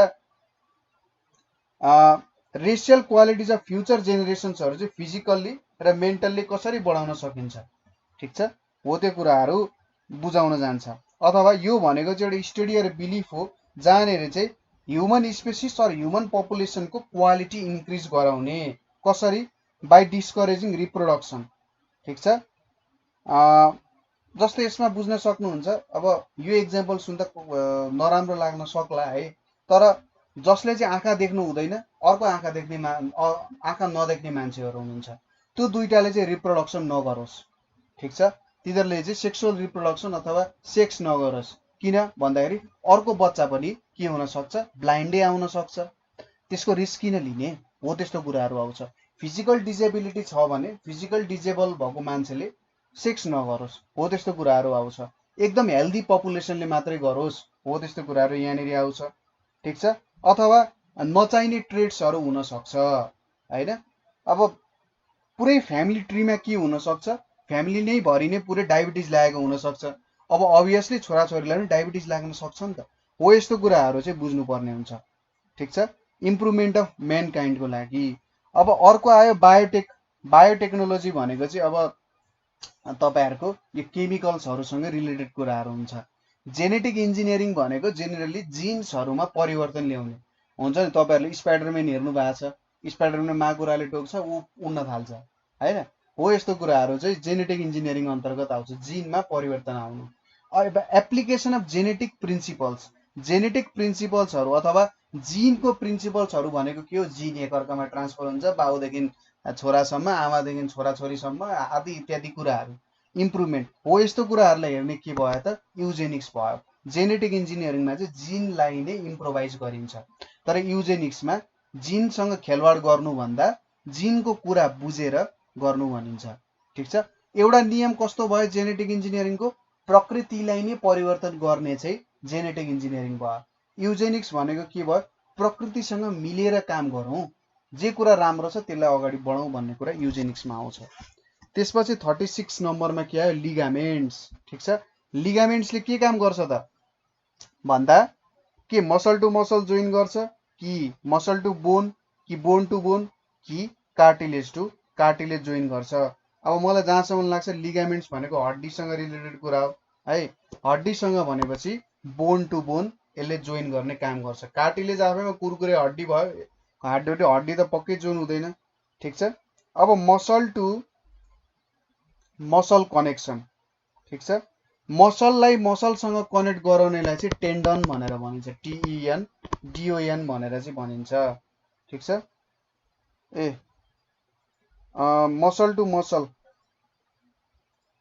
सरी मसल टु मसललाई यो भन्दैन है, मसल टु मसल टेन्डन भनेको चाहिँ मसल टु बोनलाई जोड्ने चाहिँ टेन्डन भनेर भन्छ है।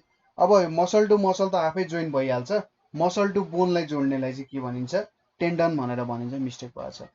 अब यहाँबाट फल्स स्टेटमेन्ट कुन छ, walls of vein is thinner than walls of artery, pulmonary artery carries deoxygenated blood, veins are provided with valves, arteries are provided with भाल्व्स।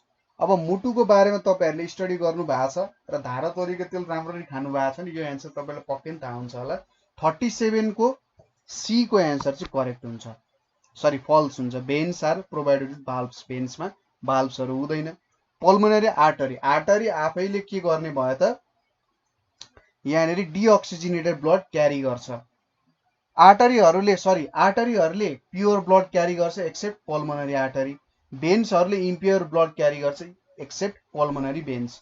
Sir यस्तो किन होइन, लफडा किन गर्ने, त्यसलाई भेन्स भन्दै भइहाल्थ्यो नि, किन आर्टरी भनेको, हामीले किन कन्फ्युज गरेको भन्ने क्वेसन पनि हुनसक्छ। तर यिनीहरूको इन्टरनल स्ट्रक्चरहरू स्टडी गरेर चाहिँ यो कुराहरू निकालियो। यो त्यत्तिकै हावातालमा होइन स्टुडेन्टलाई कन्फ्युज गराउँ अथवा रमाइलो नाम दिउँ हो त्यस्तो कन्सेप्टले चाहिँ बनाएको होइन है त। अर्को के छ, protoplasm is physical basis of life, कसले भने हो त, protoplasm physical basis of life भनेको जे हक्सलीले भनेको कुरा हो। अब वाटसन एन्ड क्रिक भनेको, यो वाटसन भनेको चाहिँ डिएनए सम्बन्धी काम गरेको मान्छे हो। जोन ग्रेगर मेन्डल भनेको यो तोरीको फुलसँग काम गर्ने मान्छे थियो नि, तोरीको फुलहरू क्रस गराउने, ल अफ सेग्रिगेसन आदि इत्यादि निकाल्ने मान्छे थिए। अब स्टिवान भनेर छ है, हाम्रो स्टिवान भनेको चाहिँ केसँग काम गरेको मान्छे हुन् त, स्टिवान भनेको चाहिँ थियोडर स्टिवान भनेको चाहिँ एकजना जर्मन फिजिसियन र फिजियोलोजिस्ट थिए र उनले चाहिँ सेल थ्योरी सम्बन्धी काम गरेको हो। हुन त उनले पनि सेल थ्योरी सम्बन्धी नै काम गरेको हो, एनिमल सेल थ्योरी सम्बन्धी काम गरेको हो। जे हक्सलीले चाहिँ यसको बारेमा भन्यो। अब अर्को के छ, जेनेटिक्स। जेनेटिक्सको बाउ भनेर कसलाई चिनिन्छ, फादर अफ जेनेटिक्स भनेर। यहाँनिर फादर अफ जेनेटिक्स भनेको त अभियसली ग्रेगर मेन्डल हो। अब यहाँनिर आउँछ कार्लोस लिनियस। कार्लोस लिनियस मलाई एकदम सानोमा साह्रै मनपर्ने नाम थियो है। कार्लोस लिनियस भनेको चाहिँ एकजना बोटानिस्ट थिए र कार्लोस लिनियसलाई चाहिँ मोडर्न ट्याक्सोनोमी भनेको के हो त, अरू केही होइन, ट्याक्सोनोमी भनेको जनावर प्लान्टहरूको नाम राख्नु के। ठिक छ, जनावर प्लान्टहरूको नाम राख्नु चाहिँ ट्याक्सोनोमीमा आउँछ है। अर्को के आयो, एरिस्टोटल। अब एरिस्टोटलको त कति भन्ने, एरिस्टोटलको गुणगान गाउँदा गाउँदै होइन, अलिकति धेरै नै छ। एरिस्टोटलले डिस्कभर गरेको कुराहरू अत्यन्त धेरै छ। जस्तै तपाईँहरूलाई यहाँनिर के सोध्न सक्थ्यो अरू भनेको, जस्तै यहाँनिर अर्को नाम भनेको हिप्पोक्रेट्सको आउन सक्थ्यो। ठिक छ, हिप्पोक्रेट्सको नाम आउन सक्थ्यो। हिप्पोक्रेट्स भनेको चाहिँ के हो, हिप्पोक्रेट्स भनेको मेडिसिनको फादर हो। ठिक छ, हिप्पोक्रेट्स भनेको मेडिसिनको फादर हो। अब एरिस्टोटल भनेको धेरै कुराको बाउ रहेछन्, लजिकको पनि बाउ, बायोलोजीको पनि बाउ, पोलिटिकल साइन्सको पनि बाउ, जुलोजीको पनि बाउ, मिटियोरोलोजीको पनि बाउ, साइन्टिफिक मेथडको पनि बाउ, रेटोरिकको पनि बाउ, धेरैको बाउ छन् है, नझुकिनु होला। अर्को के छ यहाँनिर, बेडसन, BATESON, बेडसन। बेडसन भनेको चाहिँ के को फादर हो त, बेडसनले जेनेटिक्सको टर्महरू दिएको हो। ठिक छ, यदि Gregor Mendel father of genetics हो भने बेडसन भनेको चाहिँ फादर अफ मोडर्न जेनेटिक्स हो। कुरा बुझ्यो। एरिस्टोटल हेभी छ, एरिस्टोटलको पढ्नुहोस् है मजाले। Carlos Linnaeus modern taxonomy, Bateson modern genetics. Father of modern genetics भनेको बेडसन लेख्नु पर्छ यहाँनिर, फादर अफ जेनेटिक्स भनेको Gregor Mendel. Structure for motility in bacteria. ठिक छ, मोटिलिटी अफ ब्याक्टेरिया। अब यो मोटिलिटी भनेको चाहिँ के हुन्छ त भन्दा एक प्रकारको स्ट्रक्चर हो। ठिक छ, जसले चाहिँ ब्याक्टेरियाको मोसनहरूमा सघाउने काम गर्छ। ठिक छ, मोटाइल ब्याक्टेरिया भनेको चाहिँ के हो त भन्दाखेरि त्यसलाई हिन्डल गर्न सघाउनेलाई चाहिँ मोटिलिटी भनिन्छ। अब structure for motility in bacteria भनेको के हुन्छ, कुनले चाहिँ हिँड्न सघाउँछ त भन्दा फ्ल्याजेला। अब सिलिया फ्ल्याजेला भन्ने कुराहरू आउँछ, पिली र फिम्ब्रेले गर्दैन। स्पाइरोगाइरा छ। स्पाइरोगाइरा भनेको एउटा ग्रीन प्लान्ट नै हो है। अब यसमा के छ, स्पाइरोगाइरा इज, हाम्रो स्पाइरोगाइरा भनेको पोन्ड सिल्क हो, ठिक छ, पोन्ड सिल्क हो। स्पाइरोगाइरा भनेको पोन्ड सिल्क हो, ग्रीन एल्गी पनि हो, यो चाहिँ ग्रीन एल्गी पनि हो। अब अर्को कुरा आयो वाटर स्कम भनेर छ। अब यहाँनिर स्कमको मिनिङ चाहिँ डिफ्रेन्ट पनि हुन जान्छ है। अब वाटर स्कम भनेको चाहिँ जेनरली के हुन्छ त भन्दा यो लेउहरू लाग्छ नि हैन, पानीमा देखिन्छ हे भगवान लेउ लागेको छ यार, कति सफा नगरेको हे जस्तो आउँछ नि, यो वाटर स्कम सबै डी नै हुन जान्छ। अब सर्सिनेट भेनेसन, ठिक छ, सर्सिनेट भर्नेसन केमा हुन्छ त, अथवा इन फन रिफर्स टु भनेको जुन फन भनेको चाहिँ तपाईँले ऊ देख्नु भएको छ कि छैन, यसलाई निग्रोहरू पनि भन्छ है, फनहरू एउटा निग्रो एक प्रकारको प्रकार भयो। यो पत्ताहरू जसरी यसरी खैलिएको पत्ता हुन्छ नि हो, त्यस्तो चाहिँ सर्सिनेट भर्नेसन भनेर पनि आउँछ। भेनेसन भनेको चाहिँ त्यहाँनिर रक्त नलीहरू हुन्छ, प्रत्येक प्लान्ट्सहरूमा पनि रक्त नलीहरू हुन्छ, ठिक छ। यहाँनिर lips are cold when young. अब यहाँनिर सर्सिनेट भर्नेसन भनेर छ, तपाईँहरू भेनेसनमा कन्फ्युज हुन सक्नुहुन्छ यहाँनिर, तर सर्सिनेट भर्नेसन भनेर छ। यो भनेको चाहिँ लिप्सहरू कोइल हुन्छ सानो हुँदा भनेर छ। Attachment of sorry on leaf surface यो होइन। System of leaf gaps in stem यो पनि होइन। अनि एडभेन्चेजेस रुट्स अन राइजोजोम भनेर हुन्छ। अब राइजोमको काम भनेको चाहिँ यो हाम्रो वाटर मिनरल्सहरू तान्नको लागि पनि आउँछ। स्युब्राइज्ड सेल एन्ड टिस्यु इज के हुन्छ यहाँनिर, स्युब्राइज्ड सेल एन्ड टिस्यु भनेको कर्कलाई भन्छ। अनि largest flower in the world भनेको के हो, ऱ्याफ्लेसिया हुन्छ। यो चाहिँ एकदम कुहिएको अन्डा जस्तो बनाउँछ यो ऱ्याफ्लेसिया भनेको चाहिँ। विश्वको सबैभन्दा ठुलो फ्लावर पनि हो, अफ्रिकातिर चाहिँ पाइन्छ।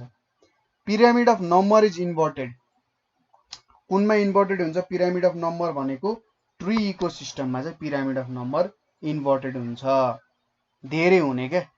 कस्तो भन्दाखेरि ट्री इकोसिस्टममा इन्भर्टेड हुनु भनेको सबैभन्दा सानो कुराहरू चाहिँ धेरै हुन्छन् है भनेर भन्ने कोसिस गरे जस्तो हो, ठिक छ। सानो कुराहरू धेरै हुन्छन्, ठुलो कुराहरू थोरै थोरै थोरै थोरै आउँदै जान्छन् भनेको जस्तो। अब आउँछ म्याथको पोर्सन।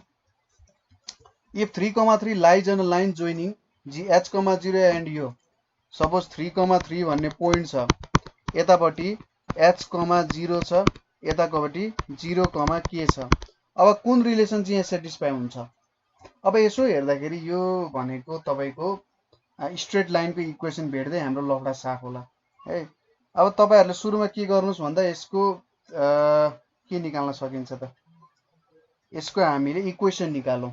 H,0 यो छ, यसको हाम्रो के भन्छ, यसको स्लोप भनेको एउटा 0 माइनस h हुन्छ। अनि यहाँनिर सरी k माइनस 0 अनि k माइनस 0 अनि 0 माइनस h भनेर हुन्छ k, अनि यहाँ माइनस h छ, माइनस k बाई h हुने भयो स्लोप। अब यहाँनिर कसरी भेट्ने, h र k को रिलेसन निकाल्नु पर्यो। सपोज y माइनस h अनि माइनस k बाई h अनि यहाँनिर के हुन्छ x माइनस 0 हुन्छ, के आउने भयो y minus h equals to minus x k by h हुन्छ। अब मैले 3 भ्यालु हालिदिएँ, y को भ्यालु 3, x को भ्यालु 3 हालिदिएँ भने 3 minus h equals to minus 3k by h हुन्छ। यसले त लफडा ल्याइदिएँ यहाँनिर हैन। यहाँनिर लफडा कसरी आयो त, k बाई h छ, h plus k equals to 9 हुन्छ भनेको छ। डिस्टेन्स फर्मुला पनि हामीले युज त गर्न सकिन्छ, डिस्टेन्स फर्मुला युज गरेर पनि हेर्न सकिन्छ। यहाँनिर खासै डिफरेन्स त नपर्नु पर्ने, तर difference formula sorry distance formula line भने के हुन्छ, के छ 3 माइनस h को स्क्वायर हैन, 3 माइनस h को स्क्वायर प्लस 3 स्क्वायर अनि रुट अन्डर चाहिँ यहाँनिर फेरि प्लस यहाँनिर 3 स्क्वायर प्लस 3 माइनस k को स्क्वायर भनेको root under k square plus h square हुनुपर्छ। यसले पनि काम दिँदैन, यहाँनिर यो डिस्टेन्स फर्मुलाले पनि हाम्रो काम दिने भएन। अब यहाँनिर अर्को कुरा पनि गर्न सकिन्छ, जस्तै कुनै पनि लाइनको स्लोप जुन हुन्छ त्यो दुईटा लाइनको स्लोप त इक्वल, यो लाइन छ भने यो दुईटा पोइन्ट युज गरेर मैले स्लोप भेट्नु र यो पोइन्ट युज गरेर स्लोप भेट्नु एउटै नै कुरा हुन जान्छ। ठीक छ, फरक पर्दैन। भनेपछि यहाँनिर मैले सपोज यो दुईटा युज गरेर स्लोप भेटे 3 - 0 डिवाइडेड बाई 3 - h भयो। अर्को के हुन्छ k - 3 डिवाइडेड बाई 0 - 3 हुन्छ। यहाँनिर के आयो -9 आयो इक्वल्स टु 3k - 9 अनि -hk प्लस 3h भनेर आयो। ठीक छ, अब -9 गयो 3k अनि plus 3h equals to hk भनेर आयो।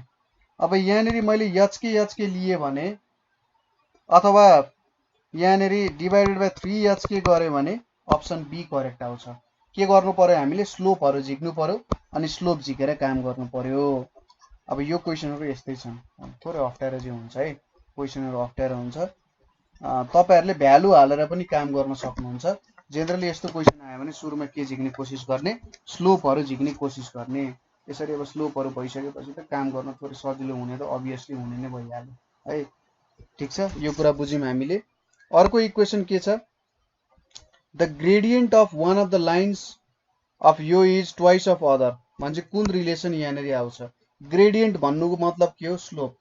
एउटा लाइनको स्लोप m छ भने अर्को लाइनको स्लोप 2m छ अरे। स्लोपमा डिफरेन्स आयो, अरु कुरा त सबै सेम छ। ठीक छ, स्लोप डबल भयो भन्छ। अब यहाँनिर कुन रिलेसन लाग्छ होला त? स्लोप डबल भयो भने हामीले यहाँनिर कुन रिलेसन, यो त ओरिजिनबाट पास हुन्छ। ठीक छ, ओरिजिनबाट पास हुने भएपछि यसको c को भ्यालु 0 हुन्छ। सपोज एउटा equation y equals to mx आयो भने अर्को equation y equals to 2mx भनेर आउँछ। ठीक छ, एउटा इक्वेसन यो आयो, अर्को इक्वेसन यो भ्यालु आउने भयो। अब हामीलाई के थाहा छ, m1 प्लस m2 भनेको -2h बाई b हुन्छ। ठीक छ, अब यो भनेको 3m equals to -2h by b हुन्छ है। यहाँनिर -2h बाई b आउने भयो। यसको लागि तपाईहरुले यो इक्वेसन बुझ्नु जरुरी छ। हेर्नुस् है त, एउटा हुन्छ y इक्वल्स टु mx हुन्छ, अर्को हुन्छ y इक्वल्स टु 2mx। किनभने यसमा इन्टरसेप्टको भ्यालु हुँदैन। y माइनस mx एउटा इक्वेसन इक्वल्स टु 0 आयो, y minus 2mx equals to 0 भनेर आयो। ठीक छ, अब यहाँनिर हेर्नुस्, यो दुईटा गर्दाखेरि के भ्यालु आउँछ? मल्टिप्लाई गर्नुस्, मल्टिप्लाई गर्दा y² minus 3mxy plus m2m² x² equals to 0 आउँछ। अब कम्पेयर गर्दा a को भ्यालु 1, h को भ्यालु -3m/2 आउँछ र b को भ्यालु 2m² आउँछ। अब यो इक्वेसन हेर्नुस्, यहाँनिर के छ? h छ, h² भनेको 9m²/2 आउँछ कि आउँदैन? आउँछ। अब m² भनेको के लेख्न सकिन्छ? b/2 भन्छ, b/2 लेख्न सकिन्छ। 2h² इक्वल्स टु b/2 अनि टाइम्स 2 पनि छ भने 4h² इक्वल्स टु 9b। अब a को भ्यालु 1 छ, a पनि यहाँनिर लेख्न सक्नुहुन्छ भन्छ। 4h² इक्वल्स टु के हुने? 8। यहाँनिर हाम्रो h छ, यहाँनिर हाम्रो 9m²/4 चाहिँ हुन्छ अनि यहाँनिर 4 आयो हैन। 4 आयो भने चाहिँ यहाँनिर 8 आउँछ है। 8h² 9ab भनेर आउँछ। 8h² 9ab भनेर आउँछ है। अब नेक्स्ट क्वेशन हेर्नुस्, यहाँनिर नेक्स्ट क्वेशन के छ त? The equation of tangent to the circle. हेरौँ है त। अब इक्वेसन अफ टेन्जेन्ट भनेको के हुन्छ भन्दाखेरि x(x1) plus y(y1) equals to r² भनेर हुन्छ। हेर्नुस् है, अब यसको रेडियस कति हुन्छ? रेडियस तपाईहरुले x - h² plus y - k² equals to r² को फर्मेटमा यसलाई निकाल्नु पर्यो। अथवा सिधै तपाईहरुले के गर्न सक्नुहुन्छ भने g हाम्रो फर्मुला यहाँनिर यो जुन भ्यालु छ यहाँनिर 13 हुन्छ प्लस यो जुन 2 आउँछ यहाँनिर 2² त आइ नै हाल्छ। यहाँ 2² प्लस यहाँनिर के हुन जान्छ? 3² आउँछ। के गर्नु पर्यो? यो भ्यालुलाई g मान्नु, यो भ्यालुलाई f मान्नु, यो भ्यालुलाई c मान्नु भयो भने तपाईको के भ्यालु आउँछ त यहाँनेरि जस्तै प्लस c चाहिँ हुनुपर्छ है g/2 को होल स्क्वायर प्लस यसलाई g मान्नु भयो भने है g/2 को होल स्क्वायर f/2 को होल स्क्वायर माइनस c भन्ने भ्यालु आउँछ माइनस c चाहिँ यहाँ प्लस c हुन्छ भने चाहिँ रुट अन्डर 13 प्लस 4 प्लस 9 भनेको 13 रुट अन्डर 26 पो आउँछ त भनेपछि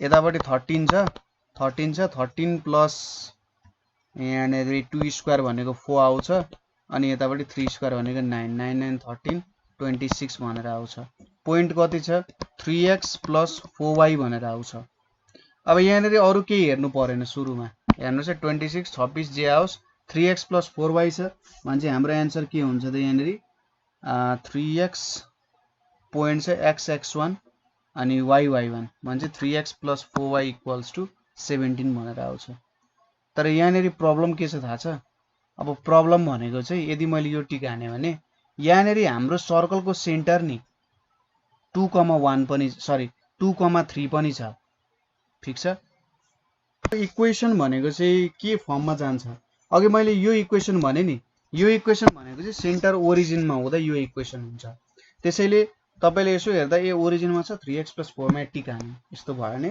गुल्ट्यो इक्वेसन के हुन्छ ओरिजिनमा नहुँदा xn y1 + g x + x1 + f y + y1 + c = 0 हुन्छ 11 मा पढ्नु पर्ने हुन्छ है अब x1 भनेपछि 3 छ 3x + 4y + यहाँनेरि g हैन 2gx भनेपछि यहाँनेरि के छ g को भ्यालु चाहिँ 2 हुन्छ 2x + x1 भनेको 3 छ f भनेको -3 हुन्छ यहाँनेरि y + 4 अनि -13 = 0 हुन्छ अब यसलाई क्याल्कुलेट गर्नुस् 3x + 2x भनेको 5x भनेर आयो प्लस 4y छ +6 छ -3y आउँछ यहाँनेरि अनि -12 -13 = 0 भनेर छ 25 -25 6 भनेको 19 हुन्छ यो आन्सर चाहिँ मिल्न जान्छ यो इक्वेसन याद गर्नु पर्यो है ठीक छ मलाई लाग्छ जनरली यो क्वेशन्सहरु सबै 11 12 को हो त्यही पनि तपाईहरुले प्र्याक्टिस गरिराख्दा हुन्छ if the vector I - j j + k and a form a triangle then a is equal to भनेर सोधिरहेछ यहाँनेरि यदि यो तीनवटाले ट्रायंगल फर्म गर्छ ट्रायंगल फर्म गर्दा के हुन्छ यो I - j भयो यो j + k भयो साइडहरु दिएको यो a हो अब यसले के भ्यालु दिन्छ त भनेर यसले भनिरहेछ ठीक छ सपोज मैले यो दुईटाको डट प्रोडक्ट गरे हेर्नुस् है डट प्रोडक्ट गरे भने के होला I - j छ अनि j + k छ अब I.j भनेको के हुन्छ 0 हुन्छ I.k भनेको 0 हुन्छ j.j भनेको -1 हुन्छ र jk भनेको 0 हुन्छ ठीक छ यो दुईटाको भ्यालु के आउन गयो 0 आउन गयो भनेपछि यो दुईटा के परपेन्डिकुलर हुन्छन् होला त अब यिनीहरुको डट प्रोडक्ट गर्दा पो 0 आउँथ्यो त हैन अथवा डट प्रोडक्ट गर्दा 0 आएको भए पो आन्सर मिल्यो है भनेर भन्न सकिन्थ्यो तर डट प्रोडक्ट गर्दा 0 त आएन भ्यालु त -1 आयो अब यहाँनेरि हामीले a को भ्यालु कसरी निकाल्न सकिन्छ ल यहाँनेरि हेरौं है त अब यो क्वेशनमा हामीले 3D तरिकाले सोच्नु पर्ने हुन्छ है जस्तै यतापट्टि मैले I राखे यतापट्टि मैले k राखे अनि यतापट्टि मैले j भनेर राखे अब के छ एउटा I - j छ अर्को j + k छ ठीक छ यो दुईटा भेक्टर सुरुमा देखाउनु पर्यो कसरी I भेक्टर भनिसकेपछि हाम्रो यतापट्टि I भेक्टर आउने भइहाल्यो यो डाइरेक्सनमा -j j को उल्टो डाइरेक्सनमा जानु पर्यो भने यतापट्टि j भेक्टर आउँछ अब के गर्ने यिनीहरुको टुप्पो टुप्पो जोड्ने यहाँनेरि जोड्दा हुन्छ यसरी यो -j भेक्टर भयो यो I भेक्टर भयो भनेपछि हाम्रो I - j भनेको यो भेक्टर हुन जान्छ ठीक छ नेक्स्टमा के निकाल्नु पर्यो j + k भेक्टर अब j भेक्टर यसरी आएको छ भन्न पनि सकिन्छ k भेक्टर माथि गइरहेको छ भने हाम्रो रिजल्ट कतापट्टि आउँछ यतापट्टि आउँछ j + k भेक्टर भनेर आउँछ अब यसको टुप्पो हामीले यहाँनेरि लगेर जोड्दिनु पर्यो j + k भेक्टरको भेक्टरहरुलाई सार्न सकिन्छ है म्याग्निट्युडमा डिफरेन्स आउँदैन यहाँ I - j j + k भयो यो हाम्रो रिजल्ट a हुन्छ भने चाहिँ आई माइनस जे प्लस के भनेको आई प्लस के हुन जान्छ। हाम्रो एन्सर के हुन्छ यहाँनेरि बी नम्बरको एन्सर हुन्छ। ठीक छ, यसरी गर्न सकिन्छ। नेक्स्ट क्वेसन हामीले यहाँनेरि के दिएको छ, ठीक छ, थोरै कलरमा नि परिवर्तन ल्याउँ है। Vector making an angle 45 degree the X axis having magnitude यति इज भनेर भनिरहेछ। ठीक छ, कुन भेक्टर हुन्छ होला? सपोज यो हाम्रो एक्स एक्सिस भयो, यो वाई एक्सिस भयो। एक्स एक्सिस सँग यसले 45 डिग्री बनाइरहेछ। यसको म्याग्निट्युड कति छ? 2√2 छ भने भेक्टर के हो भनेर सोधिरहेछ। अब यो भ्यालु भेट्नु पर्यो, एक्स को पार्ट भेट्न, यो भ्यालु भेट्नु पर्यो, वाई को पार्ट भेट्न। अब यो एक्स यसलाई वाई मानिम भने के हुन्छ? cos 45 degree equals to x by 2√2 हुन्छ। x को भ्यालु 2 आउँछ। ठीक छ, अनि y बाई 2√2 भनेको sin 45 आउँछ। y को भ्यालु पनि 2 नै आउँछ, दुईटैको भ्यालु 2 आउँछ। अर्को तरिकाले हेर्दा x को भ्यालु भेट्दा यो दुईटा एंगल इक्वल हुन्छ, सरी साइड इक्वल हुन्छ 45 डिग्री, किनभने यो पनि 45 डिग्री नै हुन जान्छ भने 2 यसको एन्सर हुन्छ। अर्को के छ? If A and B are two disjoint sets then B intersection A complement. यसले के भन्यो? फिगर बनाएर हेर्ने। यो दुईटा सेट छ, यो ए भयो, यो बी भयो, दुईटा डिस्ट्वाइन्ट छ। B intersection A complement. B intersection A complement भनेको ए कम्प्लिमेन्ट भनेको के हुन्छ? ए भन्दा बाहिर जति सबै, यो चाहिँ सबै ए कम्प्लिमेन्ट हुने भयो। अब बी इन्टरसेक्सन ए कम्प्लिमेन्ट भनिसकेपछि त यो बी भन्ने पोर्सन पनि एज अ होल पर्छ भनेपछि एन्सर बी हुन जान्छ। ठीक छ, कुरा बुझ्नुभयो? एन्सर यहाँनेरि बी हुन्छ। नेक्स्ट के छ? Range of function. रेन्ज भनेको वाई को भ्यालु के हुन्छ भनेर सोधिरहेको छ। अब हाम्रो यो एक्स स्क्वायर को भ्यालु ग्रेटर देन 4 भयो भने डुबिन्छ, किनभने इमेजिनरी नम्बर्सहरु आउँछ, नेगेटिभ हुनु पाइएन अन्डर रुटमा। भनेपछि कहाँदेखि कहाँसम्म जाला त? 0 देखि गयो भने -2। ठीक छ, यहाँनेरि कुन चाहिँ म्याक्सिमम भ्यालु हुन सक्छ होला? बी हुन सक्छ? हुँदैन, किन 3 स्क्वायर 9 हुन्छ, यो हुन पाउँदैन। -2,1 हुन पाउँछ? -2 भने चाहिँ 4 स्क्वायर 0 हुन पाउँछ, 1 पनि हुन पाउँछ। सबैभन्दा राम्रो एन्सर -2,1 हुन्छ, किनभने यसमा 0,1 पनि इन्क्लुड भयो, यो पनि भयो। अब sin π/10 र sin यो भनेको छ। यहाँनेरि हामीले sin c plus sin d को फर्मुला युज गर्यौं भने के हुन्छ होला? 2 sin c प्लस d/2 र cos c माइनस d/2 हुन्छ। c प्लस d/2 भनेको 14 π/10 भयो हैन। 14 π/10 भने चाहिँ यहाँनेरि sin 7 π/10 भयो। अर्को के आउने भयो? यो भनेको त कति डिग्री हुन्छ त? हेर्नुस् है त, भ्यालु नै लेखौं। पाई भनेको 180 मानियो भने यो भनेको sin 18 degree plus sin 13 times 18।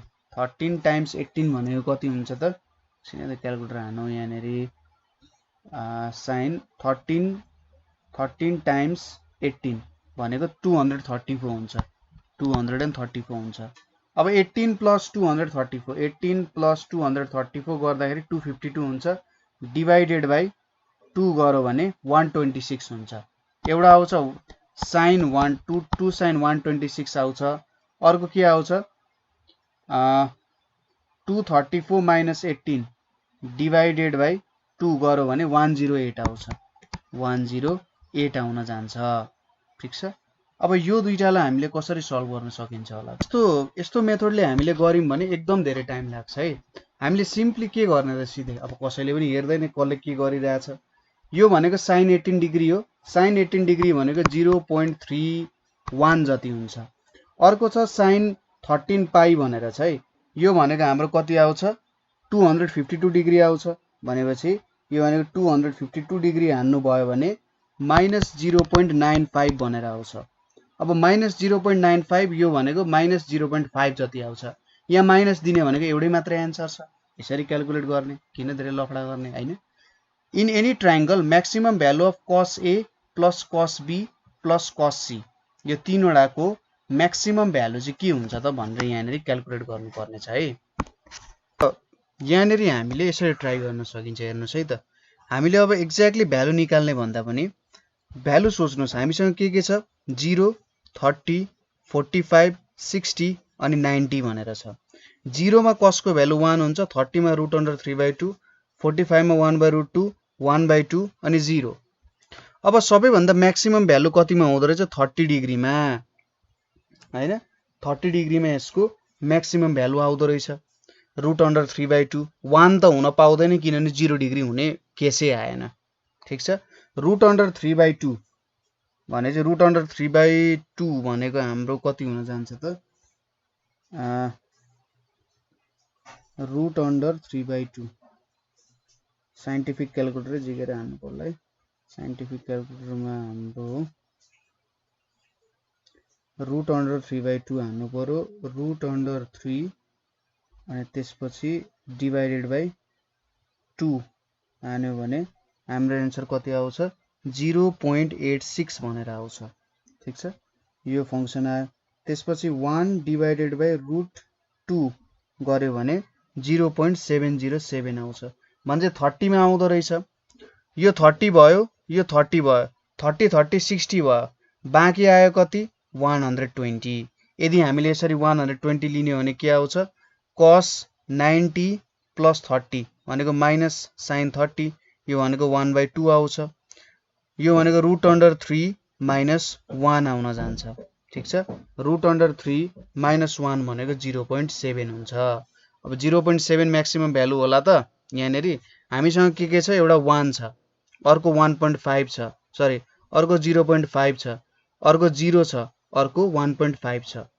अब 0.5 भन्दा यो ठुलो त भइहाल्छ obviously अब यतापट्टि 1 को कुरा आयो 1 को कुरा आउँदाखेरि अब √2 छ नि √2 को भ्यालु कति हुन्छ तपाईको √2 को भ्यालु 1.41 हुन्छ 1.41 जस्तै हामीले 90 डिग्री 45 डिग्री मात्रै सपोज गरिम भने पनि यसले हामीलाई 1.5 त दिन्छ ठीक छ 1.5 भ्यालु दिन्छ भनेपछि हाम्रो म्याक्सिमम भ्यालु कति आउने भो 3/2 भनेर आउने भो अरु चेकै गर्नु परेन यदि sin θ plus cos θ equals to 1 हुन्छ भने sin 2θ को भ्यालु कति हुन्छ भनेर यसले सोधिरहेछ ठीक छ sin θ र cos θ को भ्यालु चाहिँ 1 हुन्छ भने sin 2θ को भ्यालु कति हुन्छ भनेर सोधिरहेछ अब sin θ plus cos θ equals to 1 कतिखेर हुन्छ त भन्दा सपोज हाम्रो θ को भ्यालु कति भयो 90 डिग्री भयो θ को भ्यालु 90 डिग्री भयो भने कति आउँछ sin 90 भनेको 1 cos 90 भनेको 0 1 आयो भने sin 180 भनेको के आउँछ sin 90 प्लस 90 भनेर आउँछ यो भनेको cos 90 कति आउने रहेछ 0 आउने रहेछ ठीक छ यो कुरा बुझ्यौं अब यहाँनेरि के छ हाम्रो 3/3 म्याट्रिक्स को कुराहरु छ अब यो 3/3 म्याट्रिक्स मा हामीले भ्यालुहरु झिक्नु पर्यो सिम्पली के गर्ने यो तलको भ्यालु यहाँनेरि पुट गर्ने जस्तै मैले 2 4 6 पुट गरे भने माथि भ्यालु आउँछ त आउँदैन यहाँनेरि हेर्नुस् 1 + 1 + 1 भनेको 3 1 + 2 + 3 भनेको कति आउँछ 6 1 + 3 + 6 भनेको 10 भन्छ xyz 1 1 1 भयो भने सिम्पली आउने रहेछ 1 1 1 आउँछ अब यो माइनर र कोफ्याक्टर को प्रब्लमहरु तपाईहरुलाई अलिकति अप्ठ्यारो होला if mij is the minor of element in ith row and jth column of a matrix its cofactor भनेको के हुन जान्छ -i + j mij भनेर हुन्छ है जब तपाईहरुले म्याट्रिक्स को डिटरमिनेन्ट को कुराहरु पढ्नुहुन्छ क्लियर हुन्छ the sum of first 10 terms of an AP arithmetic term को first 10 terms which first term is 5 and common difference is 4 यसको एउटा फर्मुला छ √2a + n - 1 टाइम्स d भनेर छ यतापट्टि ठीक छ अनि यतापट्टि n/2 भनेर छ n भनेको 10 छ 10 डिवाइडेड बाइ 2 फर्स्ट टर्म भनेको 5 हुन्छ 2 टाइम्स 5 भनेको 10 कमन डिफरेन्स कति छ 9 टाइम्स 4 हुने भो 36 प्लस 10 भनेको 46 46/2 भनेको 23 230 आउन जान्छ आन्सर यो फर्मुला युज गर्ने a भनेको फर्स्ट टर्म n भनेको नम्बर अफ टर्म्स d भनेको कमन डिफरेन्स यदि a1 को भ्यालु 2 छ र an को भ्यालु an - 1 माइनस यो छ भने a3 कति हुन्छ अब a2 भनेको के हुन्छ a2 - 1 भनेको 1 भनेको a मा 1 2 - 1 1 आयो ठीक छ a2 को भ्यालु कति आयो 1 आयो a3 भनेको के हुन्छ a2 - 1 हुन्छ भने 0 आउँछ अप्सन a हुन जान्छ the reminder when x 100 plus x 64 plus 1 is divided by x minus 1 अब यहाँनेरि तपाईहरुले कुन ल युज गर्न सक्नुहुन्छ यहाँनिर पक्कै पनि तपाईहरुले सायद सिन्थेटिक डिभिजनहरुको नियमहरु चाहिँ युज गर्न सक्नुहुन्छ। ठीक छ, तपाईले ट्राई गर्नु, अथवा तपाईहरुले सिम्पली यसरी पनि सोच्न सक्नुहुन्छ x 100 छ, x 64 छ अनि 1 छ, अनि यहाँनिर x - 1 छ। अब तपाईहरुले यहाँनिर x के गर्नु भयो त, सुरुमा त यो 100 लाई हेर्नु पर्यो है। 100 लाई हेर्नको लागि सपोज मैले 99 x 99 गरे भने त यहाँ x 100 माइनस x 99 आउँछ, माइनस आउँछ, यहाँ प्लस आउँछ हैन। यहाँ माइनस गर्यौं हामीले, यो माइनस गर्यौं एज अ होल भने यो 0 आयो, यहाँनिर x 64 प्लस x 99 आउन गयो। ठीक छ, अब यसरी गर्दा त धेरै यहाँनिर कामहरु त धेरै त हुँदैन जस्तो छ हैन। हामीले डिभाइड गर्दा त अगाडिदेखि नै गर्दै गर्दै गर्दै जानुपर्ने हुन्छ नि त हैन। यहाँनिर माइनस x 99 आयो। ठीक छ, अब फेरि x 99 लाई हटाउनको लागि x 98 भनेर आउँछ, फेरि त्यो अनुसार गर्दै गर्दै गर्दै गर्दै गर्दै जानु पर्यो हामीले।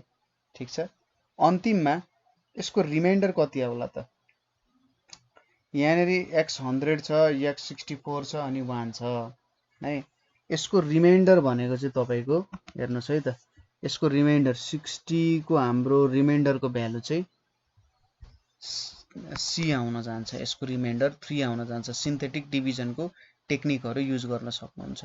यो सबै तपाईहरुले क्लास 12 हरुमा नै पढ्नुपर्ने कुरा हो। परम्युटेसन कम्बिनेसनको कुराहरु देखि लिएर सबै कुराहरु पढ्नुपर्ने हुन्छ है।